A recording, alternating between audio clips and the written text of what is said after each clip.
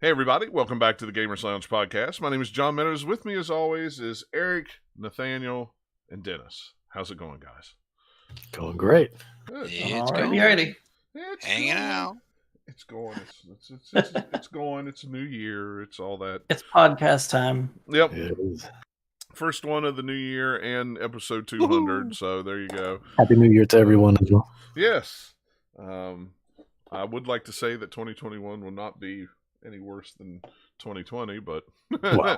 Yeah. I mean, we're not starting off on a good foot, but we got a lot of time to hopefully improve. It's like I said on Facebook the other day on the 7th. I was like, today's my last day of my free trial of 2021. I think I'm going to cancel my subscription. My paid subscription. Worry about my paid subscription for the year. But, I mean, it's what it is. I mean, it's. Don't worry. In about 20 years, we'll be at the end of 2021, and then we can see how good or bad the year was as a whole. Yeah, right. Exactly. Here we go. Well, and here starting next week, I'm going to be so busy with work till probably about June that I'm not going to pay attention to much of what's going on. So that's usually about the way it works. So usually winter and spring are my busy times. So. That's when I tuck in. As long as we don't have a lockdown this year, we'll be all right. So we will. Hopefully not. I don't want to miss work. I want to go. Well, England just went into another one. So. Well, yeah, and we won't go into that, but Oh boy! I feel like we keep going back and forth with them. We'll just be like, let's just see who can make more of a mess of the situation. Yeah. Who could do it worse? Yeah, that's a bad competition to try and win. Yeah. No, I'll do that. I'm not into that. Treat politics like sports, yeah. Or really, treat it like American Idol or one of those other reality TV shows. That's what you can do, is treat it like it's like Hell's Kitchen, really, or anything I want to say. Yeah, with everybody just screaming at everybody. Yeah. All right. Yeah, that's true. But, just worse. Yeah, just worse. So, but anyway, we're here to talk about games like we always are. We're not really going to talk. We may talk about what we've been playing if we have time, but we usually, the first episode of the new year, we usually kick off with what our favorite games were we played last year. They don't necessarily have to be new games that came out last year. They could be old games that maybe we never played until last year. So, yeah. So I always like to preface that because everybody's like, "Well, what's your top games for last year?" Well, that depends. I don't play every new release that comes out, so there may be something good that I didn't play just because I kind of looked at it and went, it may not be for me. But or you just didn't get to it because you're playing too many other things, and it goes on the backlog pile of ginormousness. Every year has a brand new backlog. Yep, it always does. So, like me, I was like, hey, if I'd played through it, I'm sure that Demon's Souls would probably be in my top 10 games or whatever. But I only played the intro because I was like, nope, Cyberpunk's coming out. I'm not going to get into this big game first, and so I didn't get to Demon's Souls yet. But I will be this year. Yeah. So, I guess since from the list that I see, because Dennis doesn't have his on Dennis here. is keeping it secret. Mine Yeah, is he's about holding his- mine's is about the same length as Nathaniel's if you want to Okay. gauge it. Well, So. that's Yeah, what I was like gonna with say. my We'll let- honorable mentions, I think I'm up to like what 17 or something. But the honorable mentions are just like I'll probably list them real quick, and that's about it. Yeah, so I say we'll let Nathaniel go, and we'll just kind of work in because I didn't list that many. I mean, I played a lot of games, but I tried to keep it around my favorite 5 or 6. There was a couple games I could have thrown in there, made it 7 or 8, but didn't, which is fine. But go ahead, Nathaniel. However you want to. Well, my whole list is actually all games that came out in 2020, except for a couple of my honorable mention, like ones of games I finally got around to playing in 2020. It was Monster Hunter World and Outer Wilds. Mm-hmm. Not Worlds, Wilds. Wilds, yeah. Outer Wilds. Yeah. It's a great game. Both of those games are awesome. I put I don't know how many hours into Monster Hunter World, just played a ton of that. And then Outer Wilds is just one of those fun games, like indie games. It's different than anything. And you're just going around trying to piece everything together yourself at your own pace and figuring out how the weird puzzle box of a universe fits together. And yeah, it's a cool little game. Yeah. I have Outer Wilds. I'm almost positive Microsoft gave it free a couple years ago if you watched one of their E3 things or something, because I have it, but I don't. I don't know. I know it was on Game Pass. Free. Yeah, but I've got it on my Xbox. I've never booted it up. So It's on Game Pass if I'm not mistaken, but only on console Game Pass, not PC Game Pass. right, yeah. So those are I played a few others that weren't 2020 games, but those are the two not 2020 release games that I put a ton of time into this year that I really enjoyed. And then I'll just list off some other quick honorable mentions of games that were good that I've enjoyed or just, but didn't feel like they made the top 10 because I actually ranked mine because ranking is fun. So honorable mentions for me would be Assassin's Creed Valhalla, Immortals Phoenix Rising, Genshin Impact, Bug Snacks, and then Miles Morales. They're all good games. A couple of them I toyed with maybe making my top 10, but didn't quite. So that is where they landed. Okay. Well, you haven't played. How much of Immortals Phoenix Rising have you played? Have you played a ton of it, or? I've probably played 12-ish hours of it. Yeah, So I've gotten through all the intro to show you what it is, and then off into kind of one of the major zones, the Aphrodite zone. I've kind of run all around it. I haven't finished everything there, but I did just beat the Wraith thing showed up, and I beat the one that's in that zone just today. So I put in enough to know, okay, this is about what this game is going to be. I don't think it's going to completely pull the rug out from under me and be like, oh, hey, I'm something completely different, 5 hours down the road. Right, yeah. It's not that kind of game. But it is really fun. It's like, hey, let's take a few different games and mush them together into our own version of it and then be slightly less, neat. So like Breath of the Wild is a huge influence in that game, but it's not quite as magical or whatever as Breath of the Wild is. Yeah. Although I did find out you can chop down trees, so that was fun. Yeah. When I figured that one out. So yeah, it's really good. It's a lot of fun. I like the art style a lot. Yeah. Well, are you playing on PC or are you playing on PS5? Yeah, I got it there was a couple places that went on sale over the holidays, and I ended up picking up on PC because there was an extra coupon to make it $10 cheaper than anywhere else. So the Epic I got it for the basically Epic $30. Yep. Yeah. Epic Store. Yeah. Epic Store. There's coupons. Yeah, everybody. Coupons and all the free games that they were putting out over the holidays. What was it? That's where I ended up getting the Valhalla and the Legion bundle, which was two completely different games that I feel like is a weird thing to bundle. But hey, I mean, it was cheap, and it was with the deal they had going on, an additional 21%. Got both games for less. They're like, hey, it's our big Ubisoft open world games. Here you go. Yeah. That's the bundle. Yeah. That's where I got Hades from. I used my coupon back in the fall. But yeah, they had a $10 coupon also, which you can still, if you can't still get it, I know the coupon doesn't expire until January 31st, but if you played a game of Hyperspace, they would send you a $10 coupon for you play. So I ended up getting the gold edition of The Crew 2 for $8. So that was nice. $8. Yeah. If you just wait long enough, Ubisoft game. Well, I've been wanting it for a while. I mean, I enjoy the crew enough where I'm just like, yeah, I'll play it. But it was one of those games also where I'm like, that's not a $60 game to me. I'm sorry, but No. It's an $8 game. Yeah, $8 the game, gold sure. edition especially too. Yeah, sure. $8 game. We can do that. But yeah, go ahead. I mean, am I going to like my number 10 or are we going to somebody else? What are we doing? No, you go ahead. You go ahead with your list. Okay. Just go. So that was on my honorable mentions. And then number 10 is Paradise Killer.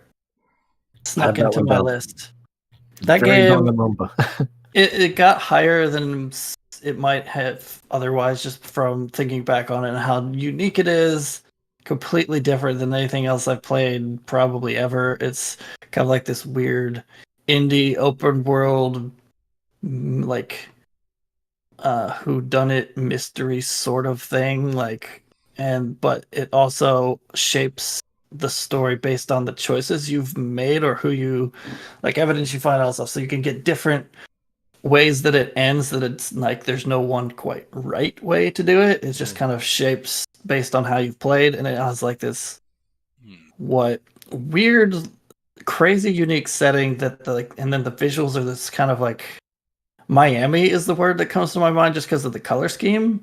It just has that kind of like Miami Vice, hot pinks and oranges and other things in there. I don't know. It's a really, really interesting game. If you look at like kind of a trailer of it and are kind of interested at all, it's like maybe when you play it, I suggest it because it was really cool. It's just I'd recommend anyone who has played it or wants to play it check out Danganronpa as well, because there's a lot of like influence from that as well. Just being able to walk around with that first person sort of perspective as well, with that sort of that super unique art style of, and also that like that whodunit kind of scenario, and it's cool how to uncovering everything. Though Danganronpa is big on its visual novel aspects, so you won't have as much of that freedom. Though you can walk around the school, and then the schools, or in the second case, the island that it's in, which reminds me of Paradise Killer, it expands more and more and more as you progress through the story, and you can go in and out freely to wherever, so long as you have access to it. It sounds interesting. Is it only? I mean, you're definitely not going to play anything else quite like it, so it's its own unique little indie beast. It'd be awesome on the Switch, I bet. Yeah, I've got it on my Switch. Yeah, it's. I got it on Steam, but it'd be cool anywhere you play it. Yeah, I couldn't remember where else. I thought I'd seen it somewhere else before, but I couldn't remember if it was Steam or Switch, or if it was Xbox or PlayStation or something. I couldn't remember. Yeah, I'm not sure. I'm not sure how many other platforms it's on. I haven't looked that up, but. Yeah. It is very much an indie game. There's no way a major studio would make anything like it. Right. Which is why you play indie games, because you get stuff you'd never get anywhere else. Exactly. And they come in so many different flavors. Some of them crazy, weird, and hot pink. It's the biggest budget kind of style you're going to get from that is going to be Danganronpa. Like, I'm still amazed Danganronpa like exploded. It went from being a visual novel into having its own anime and manga and stuff like that. And you don't usually see that outside of like that, and like it happens with like Steins Gate also, and Corpse Party. Those are like the three that like it's just like, wow, they really like expanded from there. Yeah, that one was the one that kind of went. I'm definitely have to pay attention and see what that studio does next, because I think that this game was really cool, and I think it was successful enough that they'll probably get to do something really cool with their next game. Yeah. Cool. So is everybody just doing their complete lists, or yeah? Just go ahead. Okay. We've done it both ways before, so I wasn't sure what we were going to do this time. No, you go ahead. Long list. Yeah, you got the long list, so it's like I figured we were just gonna do one fell swoop for all of us. Yeah. So. Well, I mean, I'll hop in, when I. But go ahead. when you feel like when it. I feel like it. Yeah. Number 9 on my list is Animal Crossing: New Horizons. Because when it came out, I played a ton of it. It was really fun, and then I stopped because I was done. Yeah, that's the way we did it too. Yeah, I mean, they've had so much cool stuff come out since then, and there's plenty of people who kept playing it. And easy to get back into, but yeah, it's just it'll be there. I haven't felt the itch to go back and be like, no, I've paid Tom Nook enough this time around. He's fine. I've paid enough of my sweat and time. I haven't been back in it since the summer. I think it was the summer.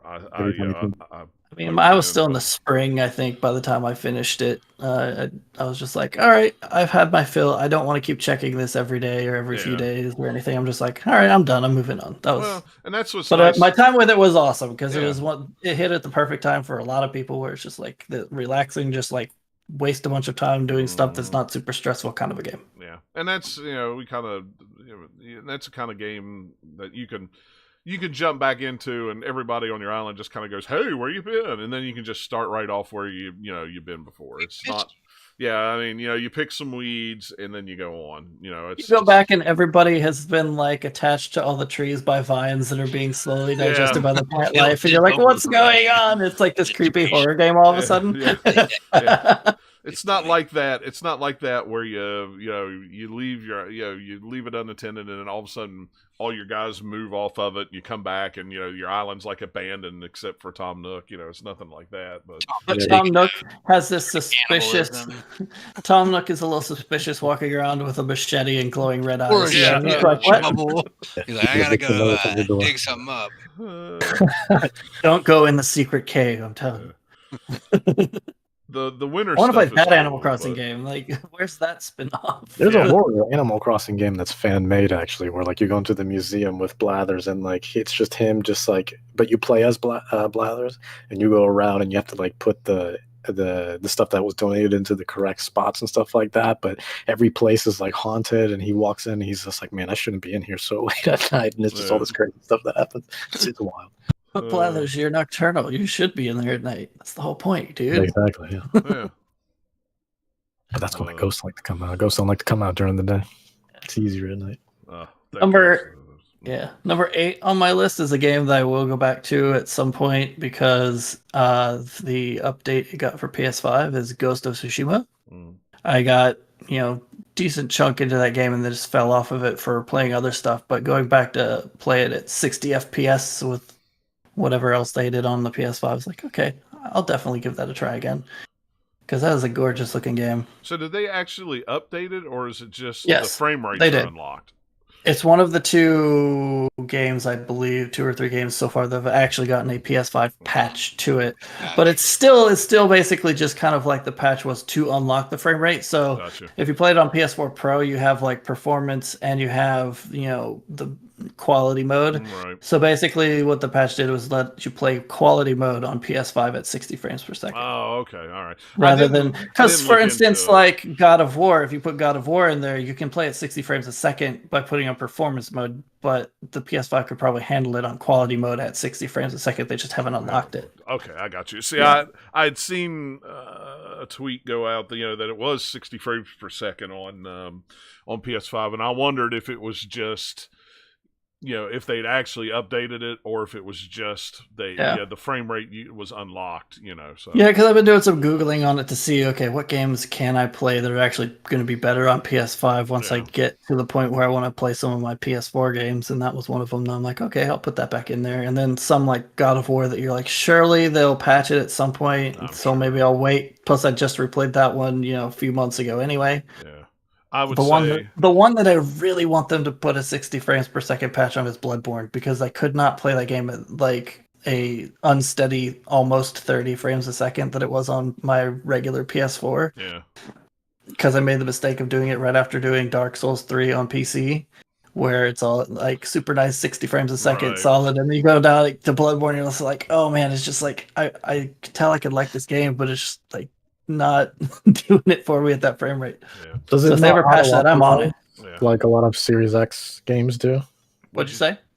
Does it not auto optimize? Like, did you try playing Bloodborne on the PS5? Does it not? I have not tried it yet, but I've looked it up and Googled it, and it says it's locked at 30. Because that's the game's code itself is locked at 30. It's just that the performance did not stay at 30 all the time playing it on regular PS4 because it would like dip. But 30 is kind of like the ceiling. Yeah, that's what I've noticed with a lot of the backwards compatible games on like Series X is they may not be optimized for Series X, but they have an unlocked frame rate anyway. So it'll run like I bought that Terminator game. It was on sale. Yeah. Resistance. I think it's Resistance. Yeah. It was like it's hard to find. It was like $20 digital, so it's like, okay, well, I'll just buy it, try it. I heard it was mediocre, but if you were a fan of Terminator 1 and 2, you'll appreciate it more than just a normal first-person shooter, and that's true. I mean, it has the music, the sound effects, all that kind of cool. The story's kind of interesting. The one for PS3, Resistance, right? The one that's kind of like based on the movie. That one's good too. That one's easy platinum. Yeah, and it has unlocked frame rate, and you could choose in the settings to unlock the frame rate or not. So you could kind of, even though it's more like a PlayStation 3 or 360 first-person shooter. It's it kind of has that feel. It almost feels Fallout-ish, because like when you talk to somebody, you walk up and the camera goes, "Burr," and it locks on him, and he sits there and talks. But yeah, that's what I wondered if it was with. I couldn't remember if Ghost of Tsushima had unlocked. What if it was unlocked frame rate in the performance mode? It was kind of like like if you're playing on PS4 Pro, you'd have the choice between the two. So to get the higher frame rate, you'd have to have performance mode. But I believe from what I was reading that PS5 will do the quality mode at 60. Yeah. Because of the patch. That's cool. And it's pretty much that way on the new consoles, either Xbox or PlayStation, for any of the backwards compatible games. If that game was coded with unlocked frame rate, then it will just automatically go faster. But if they put a cap on it, then you can't get around it without patching it. Yeah, and there's a few games. I want to say, Red Dead 2 is locked at 60. There was one game that was on Xbox that I thought was weird. It was locked at 30 for some reason, but I can't remember now. But yeah, I like to Ghost of Tsushima. I need to finish playing it, but at this point, I might just wait until I get a PlayStation. I think that game at 60 frames per second would look even nicer, and it would also, the combat would be smoother. Yeah, I think so. Plus, I don't know if I'll end up getting in there and liking it, but they added that whole new co-op mode to the game too since I played. So yeah, everybody says it's stuff in there. Everybody says it's really good, and I've been wanting to try it out, and it looks cool from the videos I've seen of it. It's just haven't come back to that game yet. And we've talked to. Is it just 2-player, or is it more than that? Is it 4-player? I have no idea. I think it's 4. Yeah. Okay, because I know me and Dennis and Eric right now are three co-oping, 3-opping. 3-opping. Well, co is 2, right? So wouldn't 3 be? Tree-opping? I think co-op is anything where you're cooperative, John. Well, I like to think any number of players. I like to think it's 2, and 3 is tree hopping. Is what it is. Yeah, we don't need to argue semantics. I mean, come on. But anyway, check and see if the Steam version of Gears will connect with all the other versions or not. Because I have it on Steam. I don't know if Steam does, but Eric's playing it on PC, but he's playing the Microsoft version. Yep. Well, yeah, but some of the apps that I've got on some other games that are Xbox games but the Steam versions, if you go into the game, you log into your Xbox account. Right. And that will let you pop achievements for it. But I don't know if that also lets you connect to people playing if it's a multiplayer game or not. I don't know. But be playing the Gears. Yeah, but we're doing the story. But yeah, they had Buster. Right before the Steam holiday sale, they had Gears for Gears 5 for $10 or something on there. I was like, yeah, sure, why not? The updates. I haven't gotten to it yet, but I was like, I'll get to that. That'll be nice to play. Yeah. Well, it'll probably run great on your computer, especially with the updates. Oh yeah. I'm sure they've done the ray tracing update and everything. So yeah. So I need to put Red Dead 2 on here again because I haven't really done that since I got the new graphics card. That'll run pretty nice, I think. It ran pretty decent before too. So I had bought Red Dead on Xbox months ago, but I every time I boot it up to play it on Series X just try it out, I always have to start it over again, because I never played it. I played it on PS4, I didn't play it on the Xbox, so it's like I'm at that winter scene and I just watched the beginning of it and go, wow, that looks really cool. I'll have to play it sometime. It's like I just watched the little opening and walkthrough view. It's like the winter stuff looks pretty good, but the rest of it that's not the winter part of the map looks better. It's like you get all the colors then. And I just haven't felt like sitting down for that first hour or but yeah, whatever and working it does through take a little bit to get out of the snow. Yeah, it's like sure. I'll do it at some point. But yeah, that may be next on our list after we finish Gears. We talked about maybe playing some Ghost of Tsushima co-op. So if it's 4-player, you're more than welcome to come in. Oh yeah, I'll jump in on that. But if it's 3-player, yeah, that's the weird. Yeah, I think Gears is just weird because they used to have like the early ones had 2, and I think you got to 3, and that was a 4-player co-op, and then they've had 3. Yeah, it's like they're all different every game. Yeah, well, and it went back to 3, and Dennis has just been the robot. So I've been having a surprising amount of fun. Yeah, it's not even 3; it's like 2.5. Yeah, it's like 2.5. But see, for me, I'm okay with it because I've already played, so it's cool being like that, like support character. Yeah, he's already played through the whole thing, so it's like... Plus then you can just go in party chat and just making beep noises. It's fun. Yeah, I thought about that. Beep boop beep bop bop boop bop bop. I am a robot. Got it.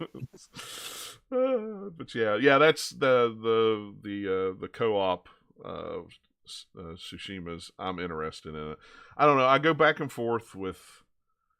And I don't know, have we done a show since I actually played a PS4 or PS5? I don't think we have we?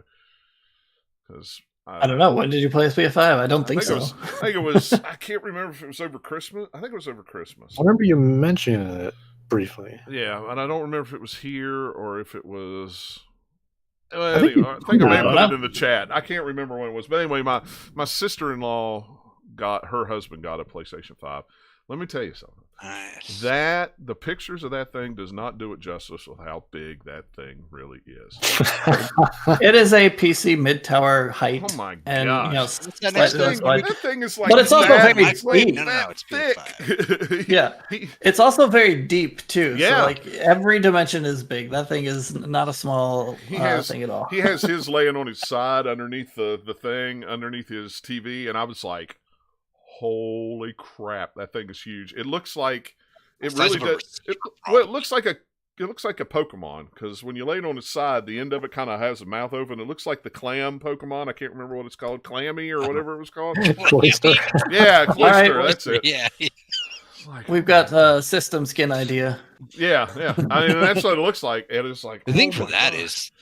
You might want to advise him not to keep it. If it's in an enclosed space, he's going to run into maybe potential heating problems. It's not. I mean, it's just top and bottom, and it's open on the sides. So, and that thing sucks it in from the sides and shoots it out the back. So, I mean, it comes in from like every side, pretty much. That's the way they made it. It's very open. Yeah. So, but my gosh, that thing's huge, and I just can't decide if I want to keep it, if I want to wait until that small version comes out, or just go ahead and just wait and see what games come out later this year, and then decide if it's worth getting a system or not. I mean, like something that isn't on PC. Yeah. That's why I ended up getting it. It's like there's enough stuff for launch games. It's like, yes, I want this if I can get it, and I got lucky enough to get one. So yeah. So speaking of, number 7 on my list is Astro's Playroom. It's a nice segue. I like that. Yeah, like for being kind of like, you know, what you think of as the gimmick game that comes with the system, the same thing that like Wii Sports would have been, or whatever, you know, which is maybe a bad example because that's also like a very good example of this kind of thing. But it's like, it's awesome. It doesn't overstay its welcome. It's got just enough content in there, but it's not like super short. It does all the cool, fun, gimmicky things with the controllers, but it's actually fun to play. It's super like polished. The graphics are nice. Just the audio is nice. The way it controls is really good. It's just like, all in all, really, really cool thing that I hope that they're going to do another Astro game. Like, I don't know what the collectibles would be since they've already done all like the PlayStation gear from this one, but I don't know. It'd be a good... Go ahead. Well, I was just going to say, I think he'd be a good mascot also to start building games off of. Because for a while, Sackboy was kind of like the mascot around the PlayStation 3 era. But PS4 just did not have a mascot, at all. There was no identity with the PlayStation 4, which is why I think I didn't really, care for it that much compared to the PS3. I love my PS3. PS3 is, incredible to me still to this day. But, the PS4, all these years later, just haven't been impressed. So. Yeah, it's just it's weird because I mean, mascot wise, sure. Like games on it, there's still tons of awesome games on PS4. Yeah. Well, but yeah, like that mascot is just like, yeah, sure. It's just kind of coasting along with what they already had. Yeah, because I think especially you're starting to see more with the Xbox first party studios. I mean, obviously Master Chief's always going to be front and center, but lately you've seen them add like Senua. You've seen them add a car from Forza, and because that's PlayStation 4, you'd have like Aloy, you have kind of like Dad Kratos now, so they did have some sort of things in there, but yeah, like but in terms of like reaching a wide demographic, at least they're relying too much on like the adult characters versus having something like Ori, or Cuphead, or Super Lucky's Tale for a while, and games of that nature. PS5 is bringing Sackboy back because that game's actually pretty good. So like, I played. He's a little more prominent this time around, I think, than he was on PS4, just because of Little Big Planet being very much a PS3 thing, and then they kind of had a little bit of stuff, but it's like a launch, huge thing where it's a launch game. So I mean, they have the properties there; they just utilize them more, like bring back Sly Cooper. And that one came out on PS4 too, so I mean, it's. Yeah, if they brought back a few of their older ones like Sly Cooper, that would be really cool. Yeah. And Jack and Daxter, and I mean they're bringing back Ratchet and Clank, obviously. Ratchet and Clank never went away. Yeah, but they haven't really been like. They've kind of like gone up and down with how much you pay attention to it, but they've been there. Yeah. I played a little of Astro's Playroom. That's the one game that I tried on the PS5, and it was fine. Which level did you play? I played the jungle level. Which that's probably why you thought it was fine. Well, what was surprising was it was actually felt a lot like the same game I played in VR. The Astros game that I played. I mean, I never played that one, so I don't have a comparison. I mean, to me, from what I played of it, that's what it felt like. It just felt like that, except it had the haptic feedback with the oddball, rumble stuff. Which, I mean, that was impressive. I don't know. The thing that I like is they have the different themed areas, but then each sort of sub-level within that also was different enough from each other too, that they play with like within that theme to like it just does enough of differentiating each spot and doing fun new things with how you have to like maneuver around and like and not puzzles, but just how to get that collectible up there. That kind of thing is really good. Well, and the one was like that on the PSVR. It was like that. You had planets, and then each planet had, I think, like 4 levels, and some of the levels were different. But it was it was a lot of platforming and jumping from here to here, and then like, oh look, there's a a hidden thing up there. Well, how the heck can I get up there and get to it? And but I mean, to me, that's what it felt like. But I had played a lot of that. Astros, I can't even remember what it was called now. It was Astrobot. Was it? Yeah, that's right. It was just Astrobot, wasn't it? Yeah. Mm-hmm. I played it on VR when I played Astro's Playroom on the PS5. I went, oh, this is the same game except the controller. Oh, I got this cool feedback. I've got to do this. So, and, it was like, it's fine. It showed off what you could do with that controller, which was cool. Mm-hmm. But it was kind of like it felt like to me like I'd played it before. I'm like, I've played this before. And then after we left, I see how that goes. Yeah. And then after we left, I went, no, I forgot I had that on PSVR, and I played that a lot on PSVR. Okay, well that makes sense. Yeah. Well, whether they do another Astro game or not, whatever that team's next game is, like, I'll expect it to hopefully be just as fun and polished, because it's a nice little game. It was fun. It was an easy platinum too. Yeah. If they don't bring out another one before they bring out the new PSVR for the 4, I have a feeling that's where you'll probably see the next one at, is on the PS4 VR 2 or PS5 VR. VR. Yeah, PS5 VR is what I meant. Are they even doing a new version of VR? I heard them say that that was in the works, but that's all they've said. Yeah, I could have swore they said that like maybe like a year now. Yeah, they said it right after they announced the. Because you can definitely take advantage of the better horsepower for the PS5 to do some different stuff with it than you could on PS4. Well, and they've already upgraded the Blood and Tears or whatever I don't know what Blood and Truth. Blood and Truth. Yeah, they already upgraded it for PS5 for faster frame rate and stuff like that. So, I figure they'll eventually do a VR. It's just a question of when. At this point, they're probably more concerned with getting enough systems out there to get them in people's houses before they worry about something like a VR headset. I want to spend $1,000 to get the Valve Index so I can play Half-Life Alyx. I did see a cool article on how they did the bottles in that game. So they added, after it came out, like a few months after that, partially because of being in, working from home, that gave them the opportunity. They had some guy who just did these crazy shaders for the glass bottles that have liquid in them, but there's no physics. He just sat here and observed how liquid works, and then he would do all these weird calculations and adjust it so that, like, whatever the texture on the thing is, no matter how you twist it, made it look like there's, some sort of liquid inside. And like the clips of it, I was like, "Oh yeah, that does look really good." It's completely fake, and it's not like you can actually pour anything out of it. But I was like, "Oh, that's neat. I want to have a VR so I can play with that." Now, is that the only? Do you have to have the Valve VR to play it? You can't. No, you can have other things, but to take all of the cool control features, you have to have the Index to do every single thing in there. I never. So since I don't have VR right at this point in time, I was like, well, might as well jump there, right? But I don't have. I'm not spending that much cash just for one game. No. And as much as I love Half-Life, I'm not gonna get it just for Alyx. And probably if you do, they'll probably announce like 3 weeks later, "Hey, we got this newer one that's $100 cheaper, and the tech's a little better, and you only have one cable to plug into it instead, or something else." The Valve Index are coming to Xbox Game Pass. Yeah. Holy crap, dude! They'd have to make a ton of those then. Can you imagine? Game Pass has hardware too now. It's crazy. What? Yeah, because that's what I want to do. I want to rent the goggles from Microsoft and then send them back. As soon as Game Pass runs out, or you don't pay it, and then it just disintegrates. Yeah, somehow they send a code to it. Yeah, that would be the best way, because I would not want to try. I would not want to use used VR goggles. No, thank you. It's like a disposable model. Yeah, I don't like pink eye. Pink eye is bad. Yeah, no. I don't know. I have to wear my glasses when I wear VR, so I have automatic pink eye resistance because it hurt my glasses before it. Got them shields on. Let's get a VR headset that's got it's made of biodegradable. Yeah, one you can wash. It's on just some time. Dishwasher.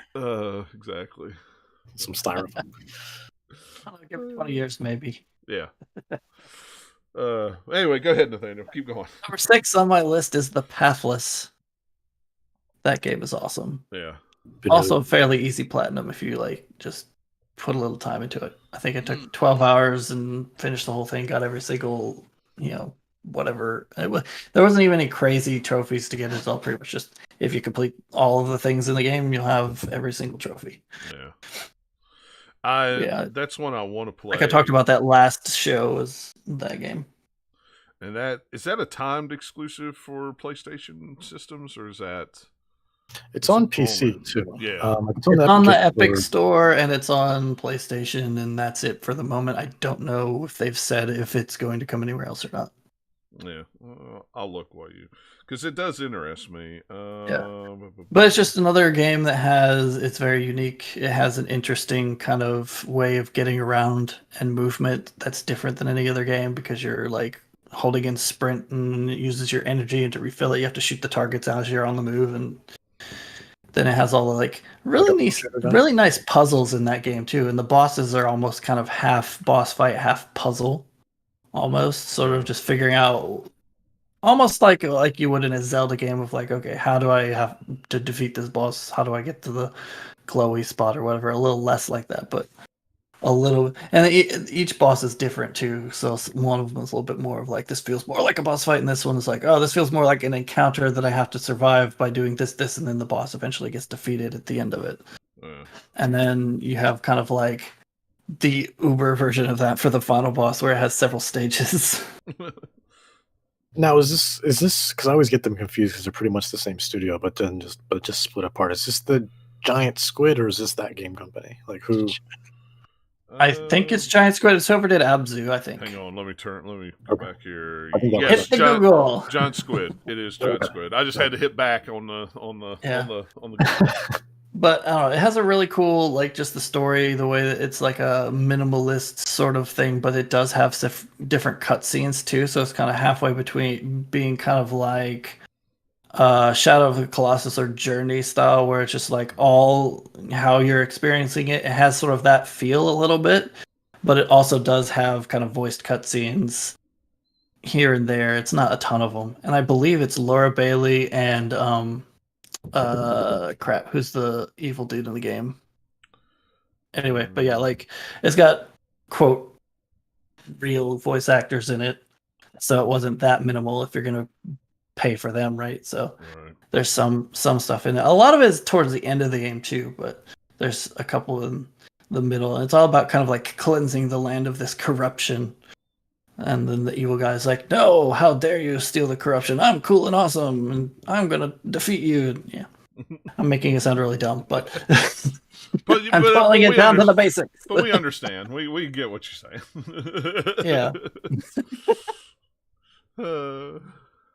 It's just something that you'd never see from like a Ubisoft or an EA or anything, really, because it's a medium-sized studio. I don't know how big they are, but yeah, like it's weird too because it's not like EA or Ubisoft are like would be scared of something like that, considering they have like Ubisoft would have Child of Light and Valiant Hearts, right? And then EA's got or the EA originals, stuff like that. A while ago, I would have said that maybe, but they haven't really had as many of those lately either. They've kind of gotten away from those, so it's kind of like which is sad because those games are brilliant. Ubisoft is like, we will make our giant open world games, and then EA is like, we'll do FIFA and Madden, and then maybe some other stuff, maybe Star Wars if we can get it out. That's kind of EA now. Like, dang it, EA, just make a new Dead Space. We'll love you for it. Maybe, if it's good. Come on. Number 5 on my list is one that I haven't talked about on the show before, is Tell Me Why. The game snuck up there, and it's just like, I had it lower on the list, and I kept bumping it up higher, because it's one of those games that sticks with you, and like, kind of like Life is Strange, too. Any of the other Don't Nod games where the characters are really well written, the story's got some really cool, interesting aspects to it. It's not just like some happy-go-lucky tale. There's all sorts of nice depth and grit to it. And there's a few moments in there that you're just like, oh, that's dark. But it's a fun like story. It's really interesting, and it has a really cool like theme of things aren't always the way you think they are. So like memory can be different than what you thought it was, or two different people can remember something quite differently, or just you thought this one thing, but then when you see all this other start digging into it, you're like, oh wait, no, it's almost the complete opposite of what I thought of. And that's kind of the way it ended up for me. I don't know if you do different decisions if it would change it, but I doubt it would change it too much, other than like maybe the actual ending of the game. But it's pretty much like you start thinking one thing, and then by the time you get to the end of the game, you're like, realize, oh wait, no, that's not actually what happened. It's on my list to play because it's on Game Pass. So I really enjoyed it. I played it on Game Pass on PC is what I played it on. I didn't play it on Xbox, but I enjoyed it a lot. Yeah, that one's. Yeah, like if you like Don't Nod games like Life is Strange or any of the ones before, it's definitely worth playing. It's really, really good. Yeah. And it's one of those too that like the more I think back on it and I'm thinking about it now. I finished it a couple weeks ago maybe. Like the more I keep thinking back, and I'm like, oh yeah, and like it's sticking with you. So it's kind of why I kept bumping it up my list a little bit. So, like, it's really good. Plus they've perfected the way that they're using Unreal Engine when they switched over to that. Or I don't think they were that originally in Life is Strange 1. I think it was on their own proprietary engine. Yeah, whatever it is now, that it looks really, really good. It's awesome. It's like how Telltale used to do. I think Telltale uses, or like they're using Unreal now versus they were using some terrible unoptimized engine before that made all their Telltale engine of trash. That's what it was called. Yep, it was horrendous. No matter where you played it. Oh yeah, I mean that engine got it has a built-in function that if you haven't crashed in a while, or it'll crash. It'll crash on you, or it checks everybody on your friends list who also has the game, and so that makes you the one person who doesn't crash, but all of your friends crash twice as much. That's the feature. Yeah, it quite literally gives you a timeout error. Like Telltale games were so weirdly inconsistent because some of them I played were awesome, but other people like they crashed. Are decent. Yeah, Wolf Among Us was decent. Game of Thrones game must have crashed on me like 2 or 3 times in like an hour, and I'm like, okay, this is made Well, at it the was same all over time the. at like Tales of the Borderlands. What's going on? Yeah, I know. Tales from the Borderlands just ran the smoothest of them all for me, and then Wow. but other people have completely different. That's so weird. They're inconsistent for even people on the same platform playing the game. It's like but also game to game is inconsistent. You're just like you can never tell. Right. It's like, and I have never really had an issue with the Telltale game, and I usually play them on. Well, I played most of them on PlayStation 4. There was a couple I played on Xbox. I never had an issue with them. You know, maybe a frame rate issue every once in a while, but never any crashing or anything. Oh. And then other people are like, "Oh my gosh, it's terrible!" You know, it crashed all the time. I'm like, man, I never had a problem with that. Yeah, well, it's like varied, like by game, and like on platform and platform too. Like, God bless you if you were trying to like play Wolf Among Us on Vita.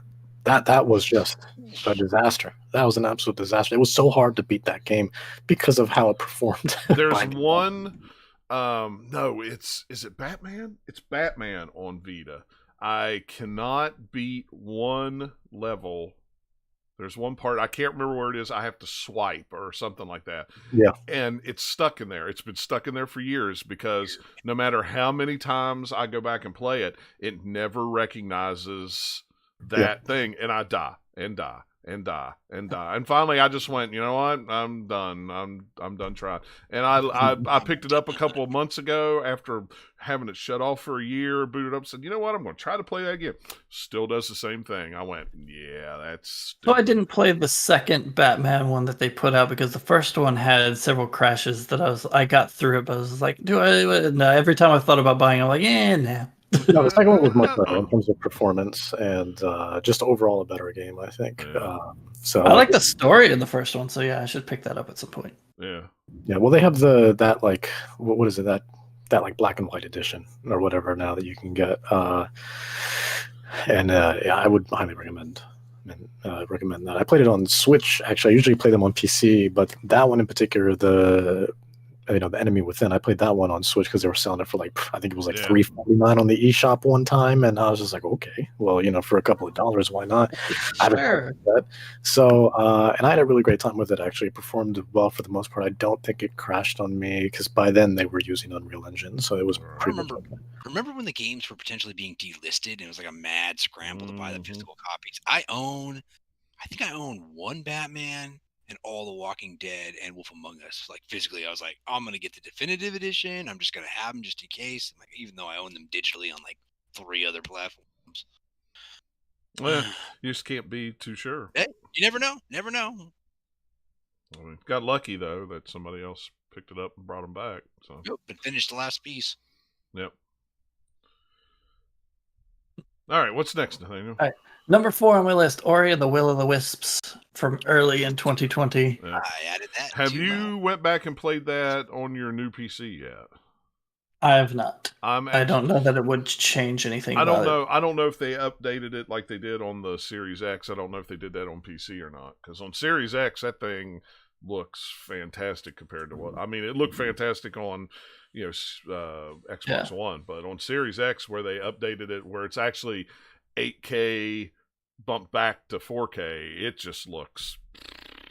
It's wild. I mean, it's crazy. I don't know. I don't know how much that would actually do for that game, because the thing that would do in general would be helping like with anti-aliasing, not needing it because you're downscaling or whatever and making it smoother. But that game doesn't really have that much aliasing really at all to begin with because of the art style, how that works. But yeah, I don't know. I haven't seen it, so maybe it does look awesome. It's 60 frames on the Series X.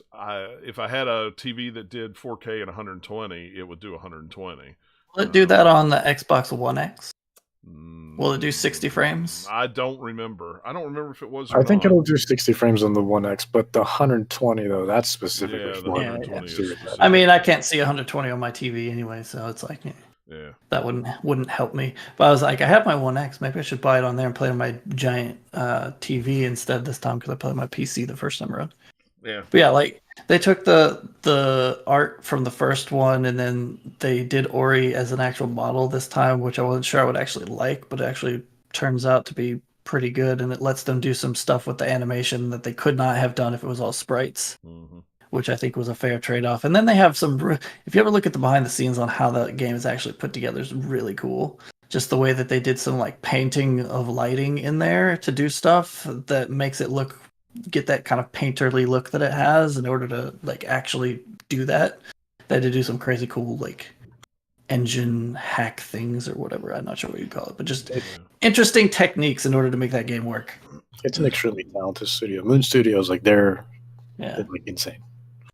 Like after the way that game ends, like they could do another Ori game if they really wanted to, because this was the same with the end of the first Ori, where it was like open-ended enough that they ended up doing the sequel. I want them to do something different because I'm curious what they would do. As much as I like the Ori games, I want to see what another game, like what they would do if they had a completely different, story and world to build on. If they would do the same kind of a game, if they did, what kind of differences would there be? I'm curious. Yeah, I am too. See, but yeah, like when that game's in full motion and you've played it enough that you're getting pretty decent at it, and you're just like going through some of the levels and you have all the different like powers and things, so you're just like whipping through and like bouncing off a projectile and flying through the air and doing flips and digging through like the soft dirt and going through, and especially like the chase sequences and stuff in that game, it's really, really cool. Yeah.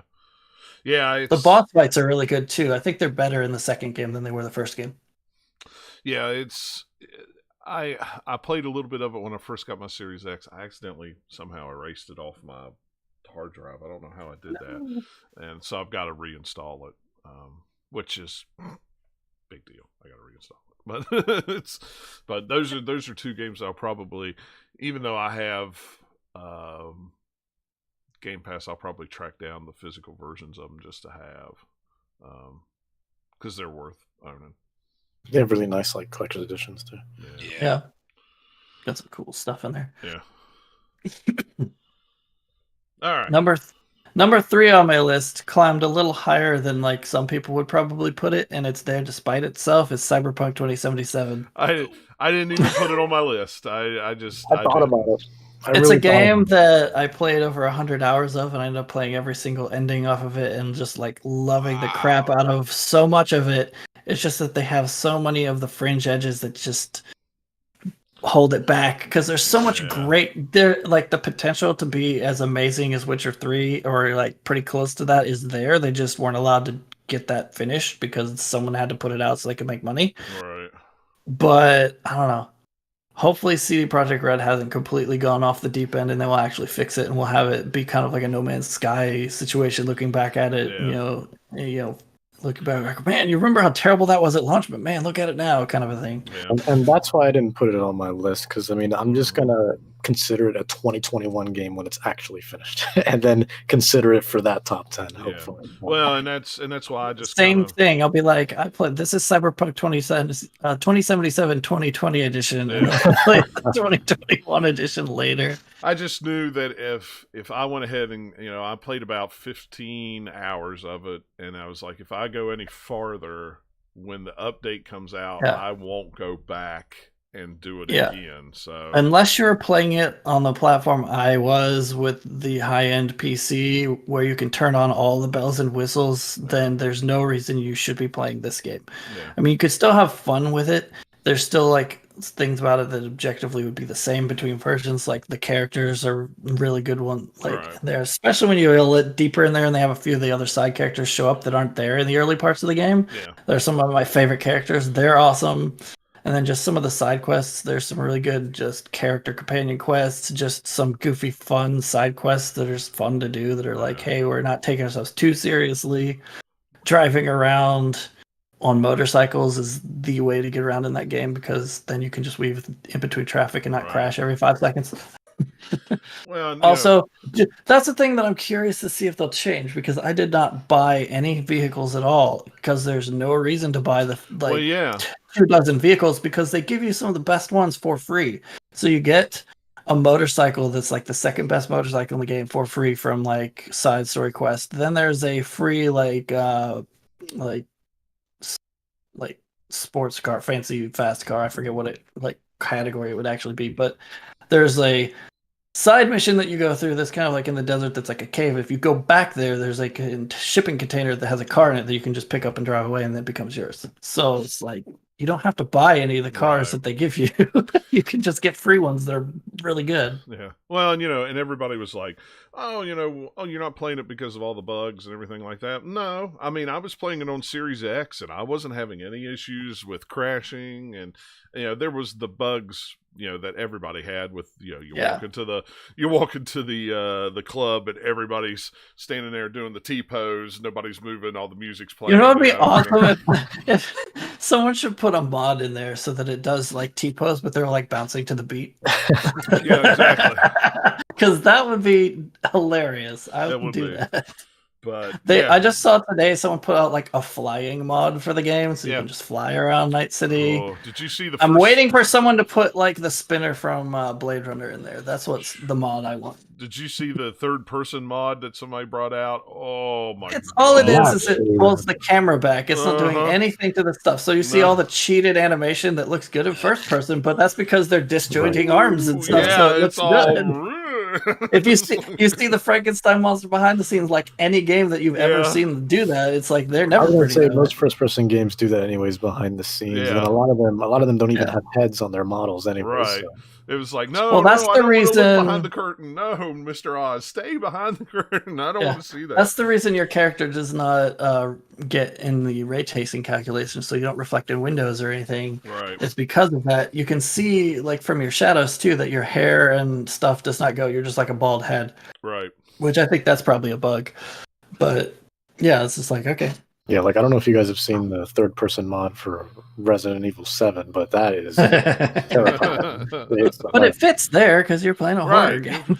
Yeah, well, fair enough. It's the way to play it where you're turning it around. You are the horror. Well, if I wasn't able to see your own reflection, if I didn't know that Eric and Dennis could see the front of my character on Gears of War, I would think the same thing. Because no matter how you turn that camera around in third person, it's a third person over the shoulder game. No matter how you turn that character around, the camera around, you can't see the front of your character. So I just assume, a hole in your face. Yeah, I just assume I have a hole in my face. But if it wasn't for them guys running at me every once in a while, I would so think that I was just some faceless thing running around the map.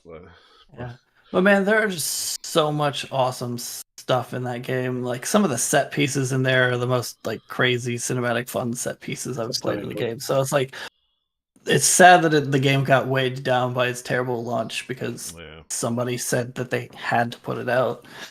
Because man, there's so much cool stuff in there, and that's why like I'm gonna consider it a 2021 game because like I see the potential that game has. I know for a fact that game is like a dream game for me, but I just want to wait till they just kind of. I had tons of fun playing it because with ray tracing on, it is the absolutely most gorgeous game I've ever played. No, like there's just like this, even with all the weird little goofy stuff that happens in there, it's really awesome. So that's why I felt like I'm gonna keep playing it, finish it. Because I will go back and play it again like I've done with Witcher 3 and some stuff. Once they patch it up and or like the expansions come out for it that they're going to do, I'll definitely replay this game. Yeah. I'm hoping that in the next 6 months the Series X, the next gen update comes out for it, and then I can start it in the summer or something like that. Yeah, they dug themselves a hole because I think if they had like actually seriously looked at what was going on with it earlier, like in the summer of 2020 or whenever, they could have maneuvered and just say we're canceling the current gen ones and make it next gen only. Then they could have worked straight on that and then also delay it to spring. Yeah. Instead of like keep just like daisy chaining it back by a little bit and then to the point where it's like we can't delay it again because we've delayed it 50 times. It's like no, After seeing it perform on base Xboxes and PS4s, that's what I've said. I was like, it never should have been released on on those. They just should have canceled it. And that's even with, you could tell a huge difference on like the number of people on the streets and just other stuff. They've taken stuff away. It's not like they just threw it out there and it's still running that badly. Well, even to go one step further, I was saying that they should have been PC only for now with the console launch later. Yeah. Kind of like the reason they didn't do that is Witcher 3, because Witcher 3, they were able to put it out on all the platforms. Witcher 2, they did that. It was a PC game and then came out to console like months later. Right. But now they're like, now they feel like, oh, we're a bigger studio and we should be putting things out on all the platforms at once. They don't have that small, company or medium company feel anymore. They're huge, right? So yeah, and I just feel like they have more fluency in the PC spectrum anyway. So just take care of that first.